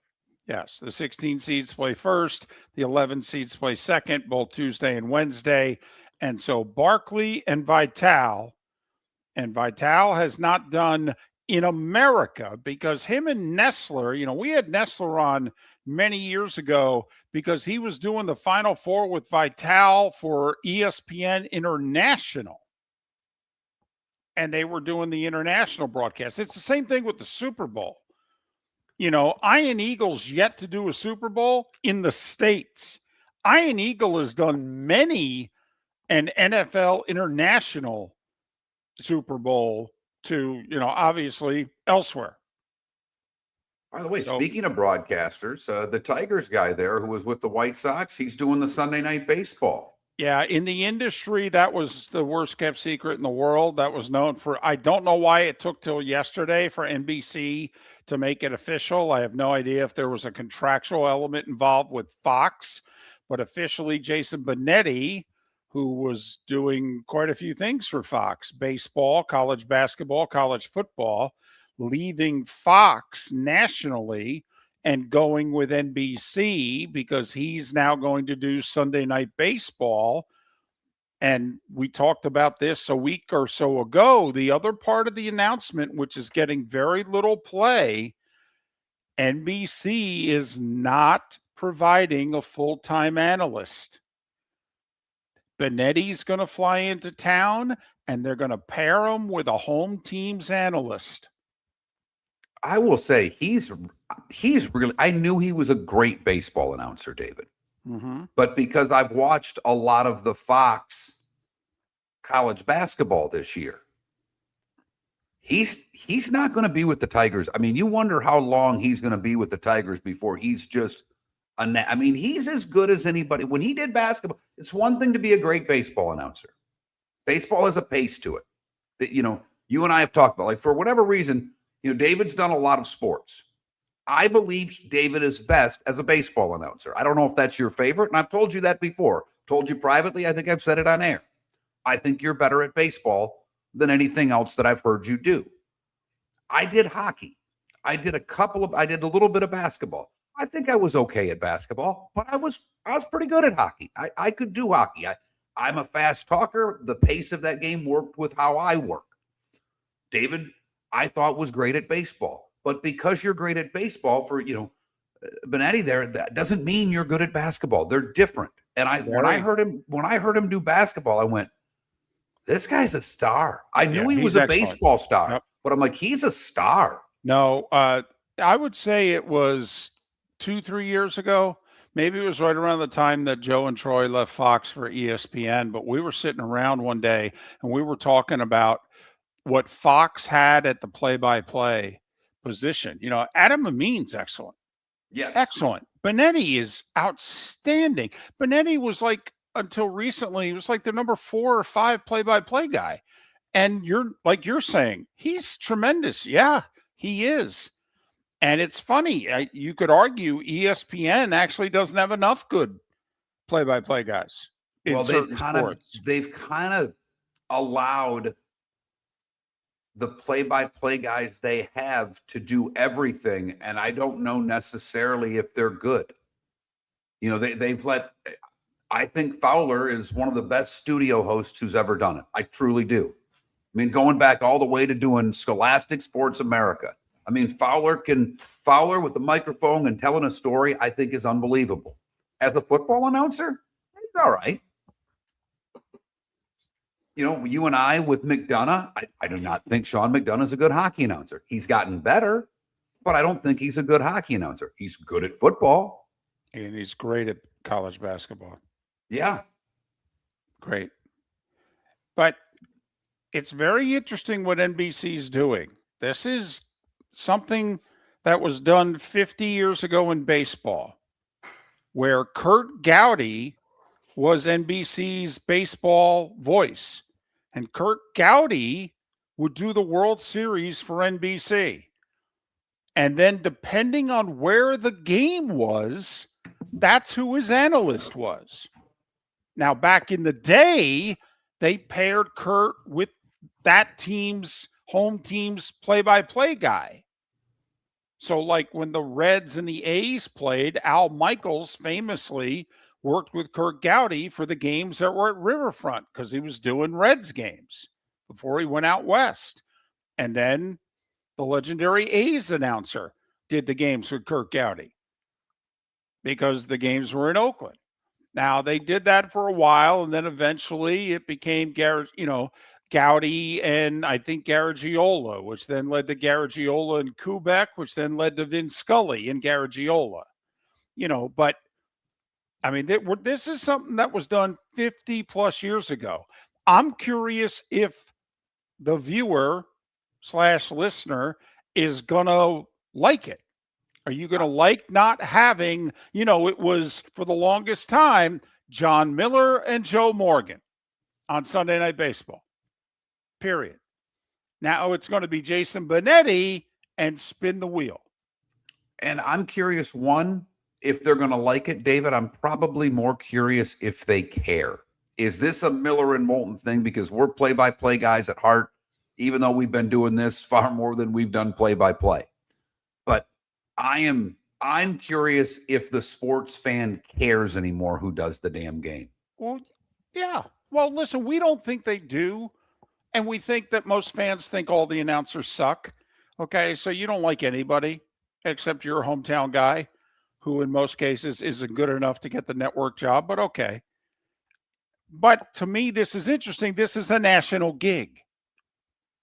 Also, right, but I think they do care more than they let on, David, and here's why. Monday Night Football, and I'm not doing this because you work with Troy. You know that. I don't give a damn who you work with. Go get paid. I'm all for it, whoever you work with. Right. But it's not that I think Joe and Troy are great, because I do, but that's not what I'm saying. The numbers on ESPN since they took over have gone up substantially. So if people say they don't care, the ratings say otherwise. They just do. I mean, that's just a fact. That's not an opinion. That's a fact. Have the games been a little better? Sure. But the numbers are substantially better since they went out and got an A team. Right. And the NFL told them, you need to go get an A team. We're not putting up with this anymore. And I don't think they had done that to a network, quite frankly, ever. But they did. And, you know, I don't think that the four-letter network thought they were going to get Joe. I think that turned out to be a bonus. Once Troy left, then they ended up working it out where Joe came too, because Joe was still under contract with Fox. I think the original plan was it was going to be Al Michaels and Troy. And then, you know, they were able to wrestle Joe away from Fox. And Curious what Prime's going to do when Al decides to hang him up. Because both Al and Kirk, Mark, are entering the final years of their contracts. So, 2026 are both the final year for both of them. And you're right. It'd be very interesting. They replace them both. Does Al retire and they just replace him? Right. their studio shows on Prime very different than any other studio show. Mm-hmm. Very different. I'm not saying bad words. That's all up to you. I like it, but it's very different the way they approach it. It's not the traditional network pregame show, if you will.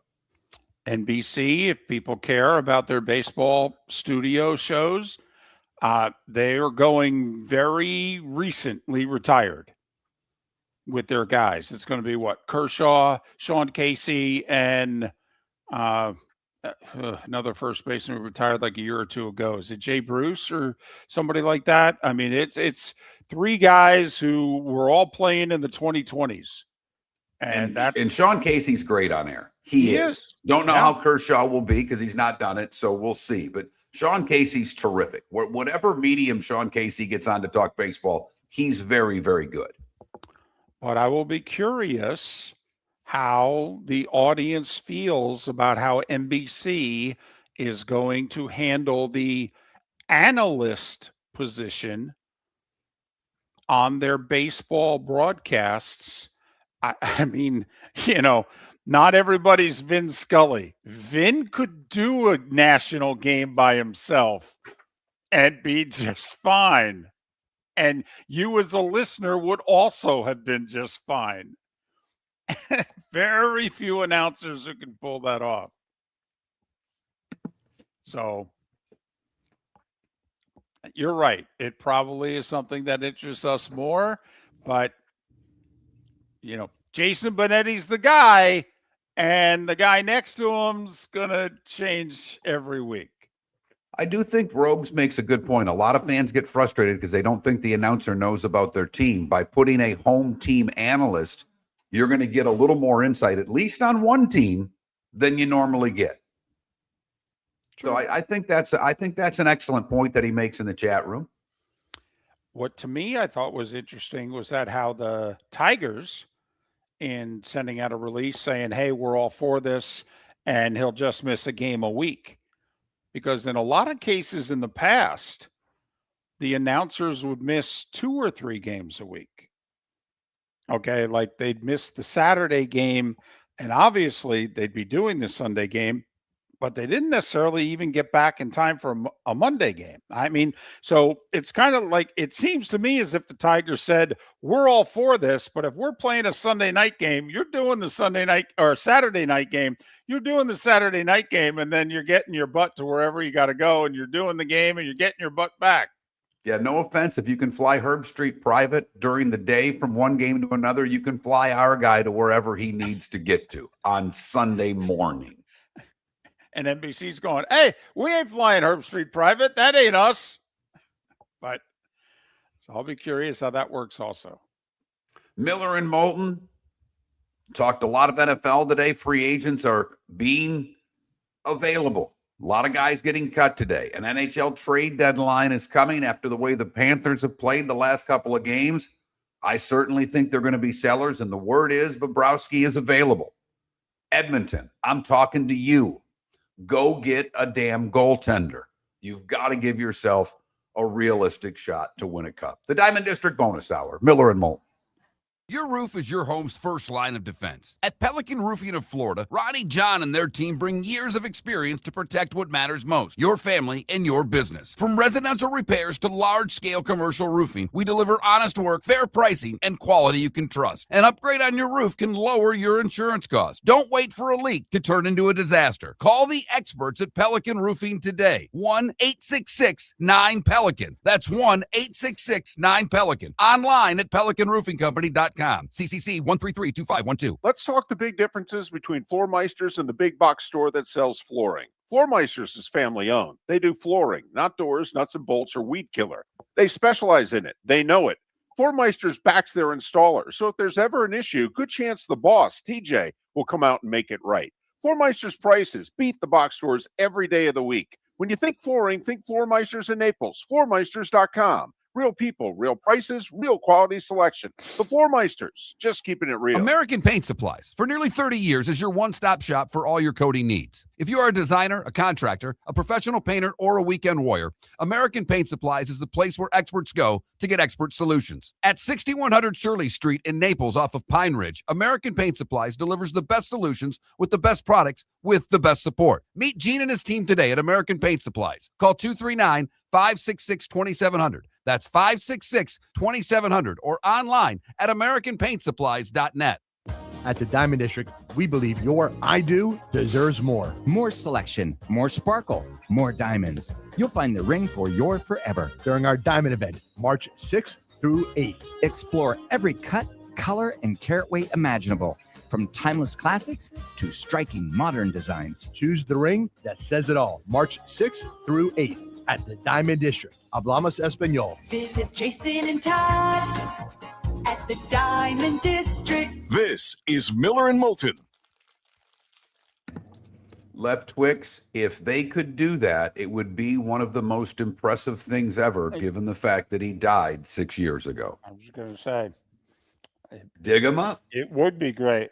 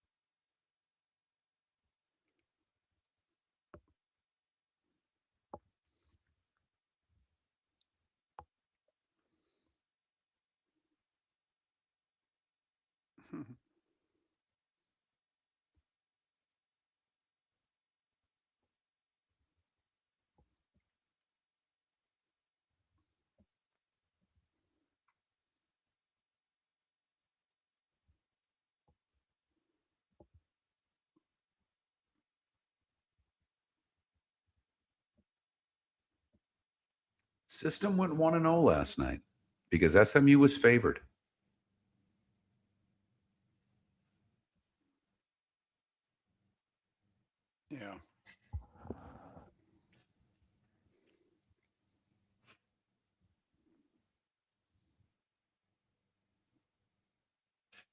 Yeah, we've talked about it a few times, Ditharian. They went fine.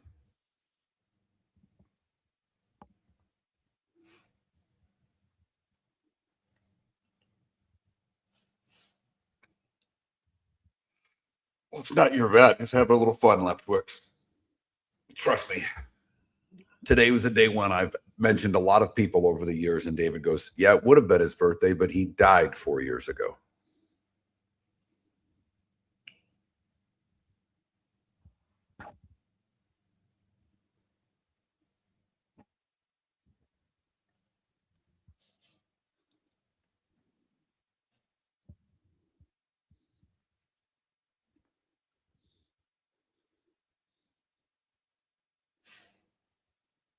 And by the way, Paul, I hate to break it to you, but Matt Stafford's going into the Hall of Fame as a Los Angeles Ram.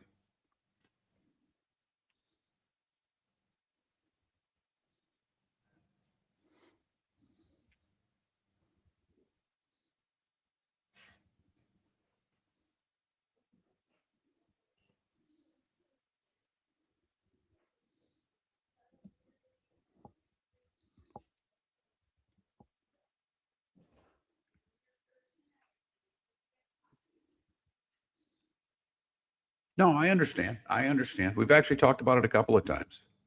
We're about 4 games under 500 ropes, if thereabouts. I kind of lost a couple of days, but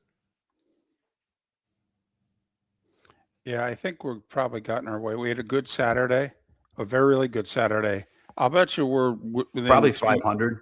Yeah, 500 or within a game or two, but probably 500. You're listening to Miller and Moulton. And now, here's Mark Miller and David Moulton. 21 minutes past the hour. Good, bad, and ugly. What's on tap? Today was the day when it's all coming up. Miller and Moulton, millerandmoulton.com, Miller_Moulton on X. For certainly the first half of the show, the passing of Lou Holtz, Holtz stories, memories, the job he did as a coach. He's the focus of one of our 2 poll questions. Do you think of Lou Holtz as a coach or as a broadcaster? I mean, did 11 years at Notre Dame, did 20 at ESPN. Now, he did coach 5 other schools, and he's 10th, I believe, all-time on the win list. But do you think of him as a coach or a broadcaster? And then the other poll question, well, you know, if we go sports, we got to go non-sports. And, well, today's National, Cheese Doodle Day? You got it right, David. And so, puffy or crunchy, your call. And I think Mark's going to, be in a better mood to start the show tomorrow than he was today, because his Wings blew a 2-goal third-period lead last night, and his choice for best potato chip finished 3rd. So he was miserable at the start of the show, but I think his choice is winning the poll question. I mean, I'm having my chips and dip last night, getting ready to play bingo, and I'm winning. I'm at like 29, 30%. It ends up with like 25%, and I don't know what the hell happened. No. I don't know. Hillsborough County, I don't know. Duval, I don't know where it came from, David. Yeah, Duval, Clay County, and Jacksonville, both counties in Tampa, St. Pete, But where the hell's Clay County? Duval is Jack. I mean, come on now. No, I understand. Duval is, the dominant county. Clay is like just southwest, of, it's about a half hour from where I am is Clay County. Okay. I mean, don't get me wrong. You can drive for an hour and still be in Jacksonville and most of it in Duval County. Once you're in Duval County, you're in Jacksonville. Yeah. I mean, it's the city limits are the county. It's the largest city by land mass in the country, Jacksonville. Yes, it is. Yes, it is. And I'm not kidding. You can drive for an hour and be in Jacksonville the whole time. That's without traffic. Yeah. So I asked my son the Lou Holtz question. My son will be 27 in May. And I said, when you think of Holtz, it's our poll question. When you think of Lou Holtz, do you think coach or broadcaster? And he quickly answered back broadcaster. And then he followed it up, which I appreciate his follow-up. I mean, that's a chip off the old block right there. Right. And here's why. Exactly. And he said, that's tough. because he was always that dude that coached ND that was on ESPN. Well, it was always Coach Lou Holtz. Yes. Right. And Reese and Mark May always referred to him as coach. Always. Yep. Whereas John Madden was not Coach Madden. Never. No, he was John Madden, the guy that did the Ace Hardware ads, for crying out loud. Well, but I'm even trying to think very early in his broadcasting days. I mean, maybe 79, 80 into 81, but late 81 is when they put him with Summerall full time and they did the Super Bowl together. And I don't think he was Coach Madden by then even. And think about it. John would then do another 27 years of national broadcasting. No, and yes, Summerall never referred to him as coach. Al Michaels never referred to him as coach. That's a great point, David. And that's why it meant the world to Madden. The world, because he was already in the Pro Football Hall of Fame as a broadcaster. But when he got into the Pro Football Hall of Fame in, I think it was 06, he got in as a coach, and it meant everything to him. Didn't get in as a broadcaster, got in as a coach. And when he retired, he had the all-time winning percentage who had coached 10 or more years in NFL history. And he was overlooked, obviously, because he was retired for damn near 30 years before they put him in. And right now, Mark, they ain't putting any coaches in right now. We're getting quite the backlog of coaches. Now, this is a lot of years, so you can do the math for me, David, but we did get someone who's submitting their stat of the day. Okay. On the Pelican Roofing of Florida text line. Since 1979, there have been 743 trades made on NHL trade deadline day. That doesn't include what's happening today. It doesn't include the 3-4 trades that happened yesterday. Just on trade deadline day, 743 since 79. Okay. That's on average of like 17 to 18 trades every trade deadline day. Right. Yeah. They go nuts. That's the NHL, and there are a lot baby. wondering if that's going to happen. Well, I know about midday yesterday, there were a lot of NHL people that literally were saying out loud, hey, where the hell are the trades? Yeah. Does everybody realize the deadline's like Friday at 3? So they started to happen yesterday. It's interesting, the teams that will and already have given up a first-round pick, and a lot of teams, supposedly the reason that a lot of deals have not gotten done is the sellers want first-round picks back and the buyers don't want to give them up. They'll give you a second and, they'll even give you a second and a couple of ands, but they don't want to give up their first-round picks. And the sellers are like, no, you're giving me a first-round pick. I wonder, I don't know what, if anything, Tampa will add. I really don't. I don't know if they need to add anything. I mean, yeah, you could always add something, but I don't know what Tampa needs. And I'm not kidding. I think this is a really solid hockey team. I think they're clearly one of the, we talked about it yesterday. We think it's the Canes and the Lightning in the Eastern Conference. Mm-hmm. And then basically the division that has Colorado, Dallas, and Minnesota. Mm-hmm. Could Vegas be there? Sure, because they're the best scoring third period team in the National Hockey League. No one's better in the third than Vegas. Problem is the first two, they're not very good. But they've got talent and they're big. And I don't know about their goaltending. I know that Aiden Hill backstopped the cup, but I don't know. That may have just been a thing. I don't know if, really don't know if he's the guy when you get deep into the playoffs. But I agree. He was once. Let's see if he can do it again. So we've got NHL trade deadline tomorrow at 3-4 o'clock? Mm-hmm. So basically About 30 hours. 30 hours to get deals done. A lot of pressure on my team. He's not made moves at the deadline, and Detroit's gone through. I mean, come on, they've gone through 2 football seasons, a baseball season, and a hockey season with all their teams in the hunt and not made moves. Well, and you know, because you watch them every night, but from what I'm told, they have a glaring need for a right-handed defenseman, and I don't see where a Vincent Trocheck would hurt you. No, I don't either. I mean, is he a top 6 or a middle 6? He's definitely a middle 6. I think he's a second-line center. I and do not too. only And only he's a that, good face-off guy. he's a terrific face-off guy. He was top 3 in the Olympics on face-offs, and he was part of Team USA's 18 for 18 penalty kill. Which I don't know about you, Mark. I'm with you. But, I hear in the postseason that special teams is pretty important.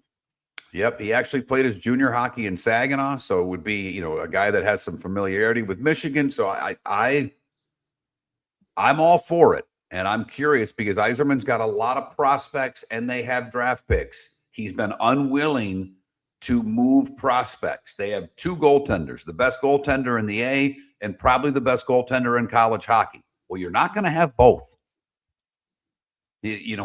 So they've got opportunities to make moves. We'll see if Tampa does. And then the biggest thing we wonder is how many Florida Panthers are on the block. The good, the bad, and the ugly. Today was a day when. What's on tap? It's next.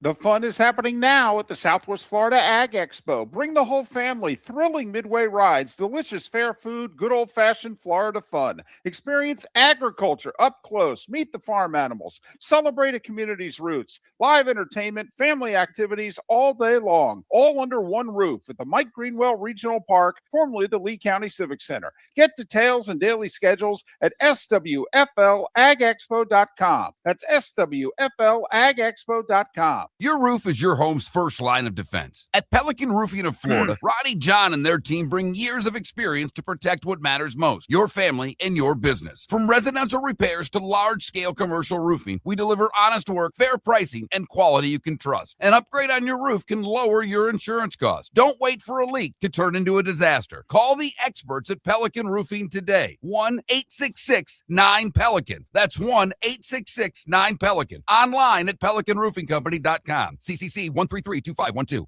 Let's talk the big differences between Floor Meisters and the big box store that sells flooring. Floor Meisters is family owned. They do flooring, not doors, nuts and bolts, or weed killer. They specialize in it. They know it. Floor Meisters backs their installer. So if there's ever an issue, good chance the boss, TJ, will come out and make it right.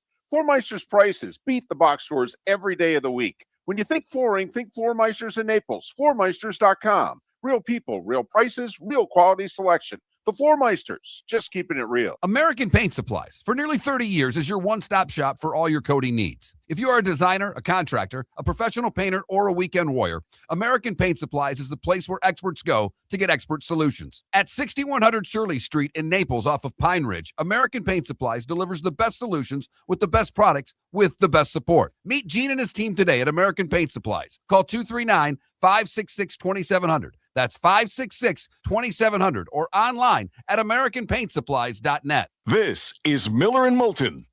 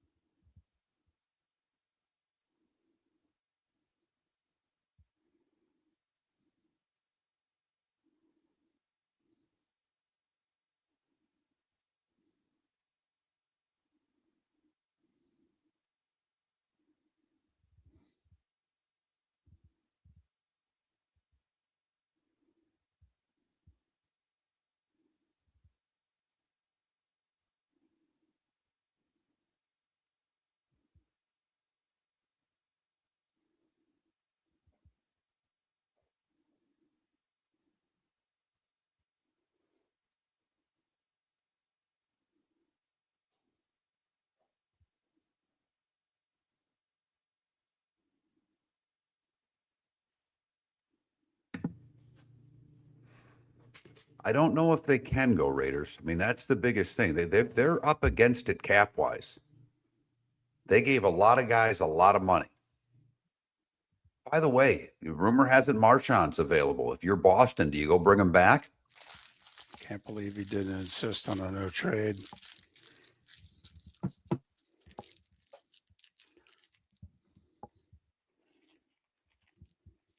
See, that's what I'm wondering is Florida going to do? Is Florida, I mean, so they trade away 2 or 3 spare parts, whatever. Okay, what I'm wondering is, are they going to trade away a guy that's going to give them some cap space? Right. Yeah, they'll have a hole, but, they don't have any cap room. So, And when Barkov comes back, that's they're right up against it without him. Right. Now, they'll get Jones and Barkov back next year. They'll be a different team, but they're going to have no money to really do anything with in the offseason. You trade away a guy. All right. Now, all of a sudden, you got $10 million to do something with. And they may need to replace a goalie.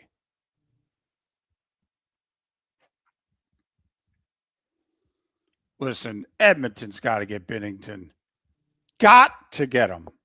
I mean, do you want to keep McDavid or not?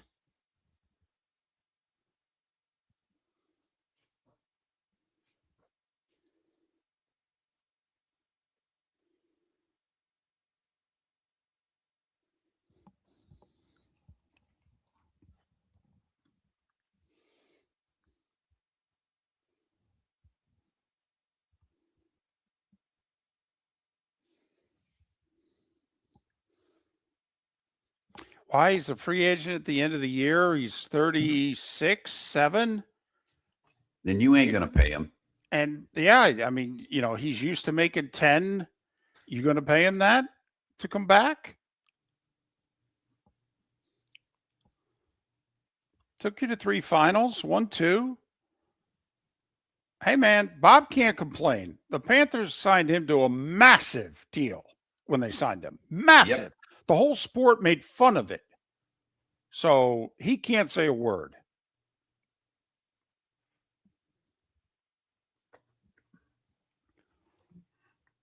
And for half his contract, he wasn't living up to what he had done in Columbus.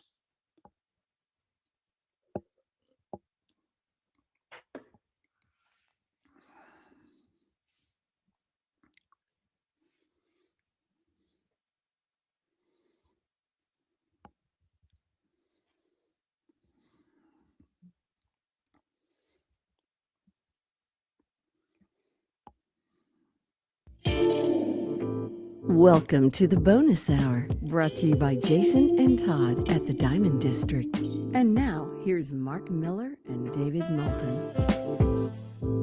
22 minutes. So we're done. We're out of here. Top of the hour. Gotta go. Miller and Moulton, MillerandMoulton.com, Miller_Moulton on X. Tomorrow's Friday. In one sense, it'll be a football Friday. Pat Kerwin will be on. It'll also be hours away from the NHL trade deadline. So Miller and Moulton will get their, inner puck goober will be just oozing out of us tomorrow. We won't really have any bracket busters, but we'll have maybe some upsets in these small conference tournaments and get set up for what the weekend will entail in some of the small conferences. Oh, man. I know nobody cares, but we know him well. A buddy of ours from our 239 days, Marty Richter. He was an assistant on the Dunk City staff. Okay, he's done his own thing. He's the head coach at South Carolina Upstate. They lost in the first round of their conference tournament yesterday to a Gardner-Webb team who was 3-28. And they beat them by 1 in the play. Yeah, that's a bad look. There's a guy at Central Connecticut State. He's done a great job 3 years in a row. He's won 22 or more games. They finished top 3 in the league. He's had no success in the NEC tournament. Sure enough, yesterday, what happens on his home court? Loses by 10 to a 6 seed or 7 seed. I mean, these one bid leagues, you're judged by 3 to 5 days in early March, are great and brutal. Well, you're almost judged that way because Pat Chambers hadn't won one of these games until this year when he finally got one yesterday. We'll see if they can string anything along after winning one. It's that time again, nearing the end, but not quite there yet. Here's Mark Miller with Today Was the Day When.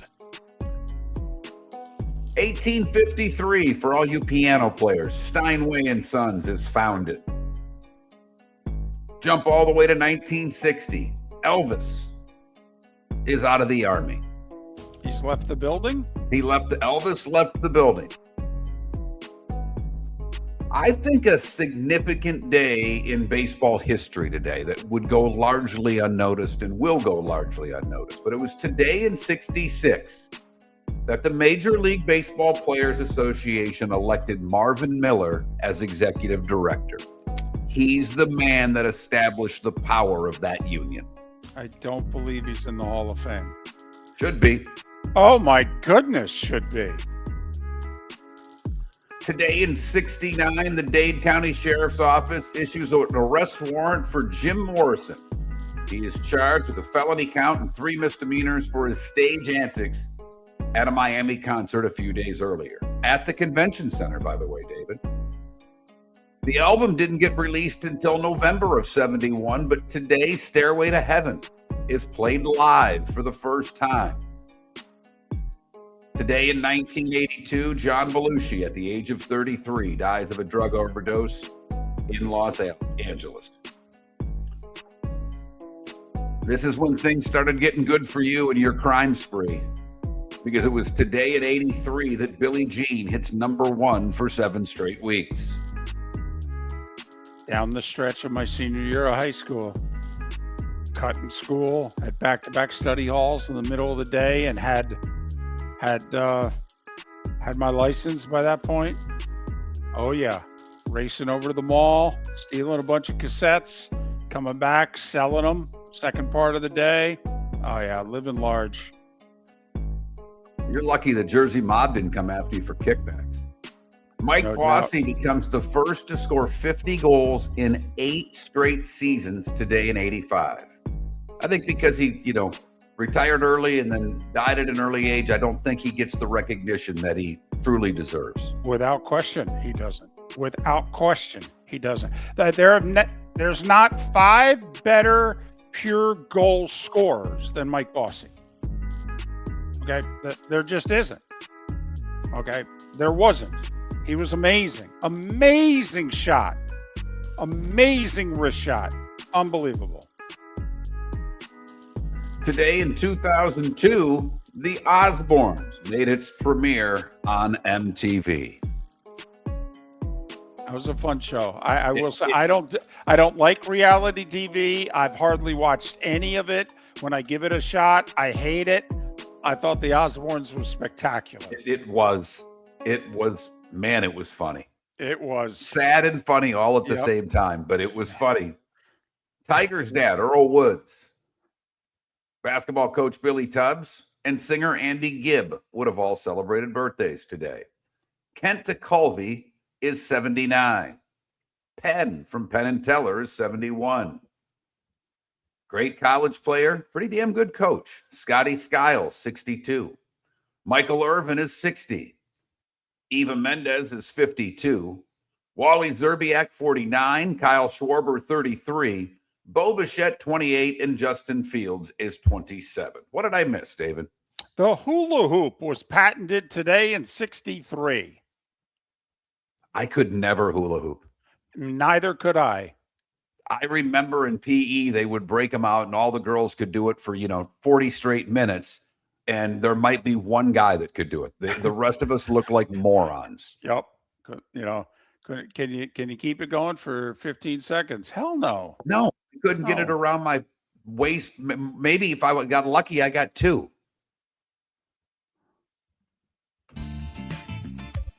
Whoa, that's the wrong one. That's right. Time to see life a little bit differently.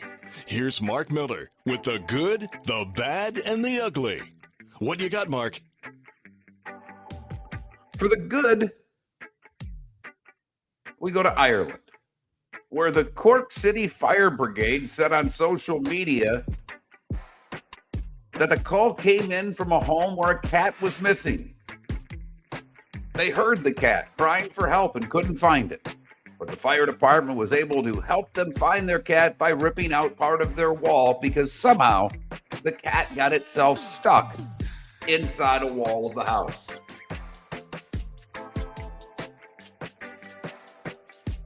For the bad, this is an interesting one. I don't usually go here, but this is a wild story and I thought I'd share. We go to Sparta, Wisconsin, where a nurse had sex with a patient. That's not the bad part. Okay. Then she falsely accused him of sexually assaulting her. Melissa Nuston pleaded guilty to misconduct in a public office and obstructing an officer early this month. Prosecutors said while she was working as a nurse assigned to a drug court patient, she repeatedly made whoopee. And then she reported sexual misconduct. She was sentenced to 18 months in prison. The damage that people like that do to all the women who are violated, who then are not believed, is staggering. For the ugly, we go to Northport, where a man faces DUI charges after his wife was seriously injured when she fell out of his golf cart. Police responded to a call on March 1st that a woman had fallen from a golf cart. When they arrived, they found James Prante next to his cart. He told officers he'd been partying at the club since noon, and he and his wife were on their way home when she fell out of the golf cart and hit her head on the pavement. It was 9:30 at night, and he had a hell of a day when he blew a 197 and then a 194. Whoa! Oh, yeah. Whoa!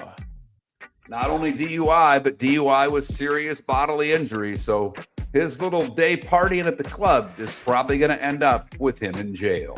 That is the good, the bad, and the ugly on today, March the 5th. And it's brought to you by the Cape Coral Police Department, hiring new officers, offering great pay, signing bonuses. Other jobs are available. For information on becoming an officer in Cape Coral or any other job, you go to capecops.com, capecops.com. So last game for the Panthers before the trade deadline. Lately, teams have been scratching guys from the lineup. Whether they have a trade officially done or not, they just don't want to risk those players that they're looking at dealing getting hurt. Toronto had like 3 of those guys yesterday. Do the Panthers scratch anyone from the lineup tonight in Columbus? Lightning trying to snap the 3-game skid in Winnipeg. They need 2 points. Terrific, I think, first game of the ESPN hockey double dip tonight. 7 o'clock. The Buffalo Sabres. How many times have the Buffalo Sabres gotten a national slot this decade? Now, they haven't deserved it. I mean, they missed the playoffs for 15 years. But, I mean, the Sabres, who are 25-5-2 in their last 32 games, are at Pittsburgh, a couple of playoff teams, even without Sidney Crosby. I'm all over this one tonight. Yeah, you know, I don't know. Look, at Buffalo's playing great. I don't know if a team's overachieved as much as the Penguins have this year. They were supposed to miss the playoffs. They were not supposed to be a good team. That was all the talk before the season. Wow, Sydney's going to stay even though they're going to be horrible. Right. And they have not been horrible. They've been pretty damn good. And you're right. The Sabres are getting hot at the right time. They've been a fun team to watch for 3 years. Yeah. They score. They've got speed. They've got good players, and they have not lived up to expectations. This year, they are. Islanders Kings, the nightcap. Boy, does LA need 2 points. They have fallen apart here before the 3-week break, and I don't think they've won on the back end of it either. Well, they lost the first game with the new coach the other night. Do you have to double down on the bet, David? I think so. Also, back-to-back games for the Islanders on the road. College hoops tonight. Listen, Iowa's in, but let me ask you this, Mark. They're like a 9, some places a 10 seed. Their last 2 regular season games are Michigan and Nebraska. What if they go LL? Could be a play-in. I think they're in the tournament, like you said, but it could take them to an 11 line. I was going to say, do you punish them for losing to a 1 seed and a 3 seed just because it happens to be the last 2 games of the season? Obviously, if I were to win one of their games this week, they're clearly in the tournament. They'd be in an 8-9 game. No, I think they're in the tournament even if they lose both, but I think they could move to a play-in. I do, although I doubt it because you've got the Auburns and the Indianas that they're talking about being in, and Iowa's clearly better than they are. Yeah, I think if they move to the 11, that they won't move to a play-in. They'll just potentially move to the 11. So there's only 2 games involving ranked teams tonight. 3rd-ranked Michigan at Iowa on Peacock at 8. And FS1, Mark, your Spartans hosting Rutgers. They announced yesterday they're bringing their coach back. This is the one thing about having an expensive buyout and a school not having any money. Sometimes they got to stay with you a year or 2 longer than maybe they really want to. 9 games in the association tonight. Magic at home for Dallas. Mavs are just injured and tanking. Heat home for Brooklyn, who has been tanking all year. But the Amazon double dip, it's not bad. It's Golden State, Houston early. It's the Lakers and Nuggets late. The problem is the game of the night is Detroit at San Antonio. How are we not getting this nationally? That's embarrassing. San Antonio beat them up in Detroit last week. This is a rematch. You know, Detroit just lost to Cleveland. It's a big game for the Pistons. They're trying to, it's funny because when you look at the East, I read an article yesterday. One guy picked the Knicks to come out of the East, and that Cleveland's to him, the dark horse. They're not even mentioning Detroit winning the East going into the playoffs. Boston, if they get Tatum back for the playoffs, it is very interesting with the top 4 teams in the East.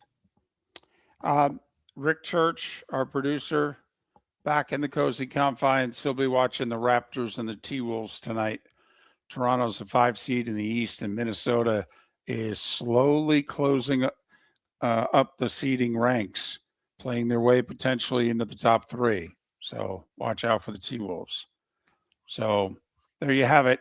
The 11 small conference tournaments will be underway as of tonight because 8 of them were underway before today and tonight. The Missouri Valley, the MAAC, and the West Coast Conference. Final West Coast Conference tournament with Gonzaga in it.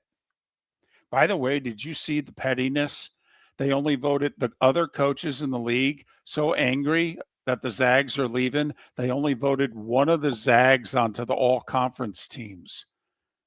Really? There's only one guy on Gonzaga who's one of the 15 best players in the conference? Really, guys? Grow up. Pat Kerwin on the show tomorrow. Have a great rest of your day, Miller and Moulton. Do you have a sleep problem but don't want to wear a CPAP mask? This is Mark Miller for Sleep Treatment Direct. The mask wasn't working for me, and I didn't think I had an alternative. I do. We all do. They have such simple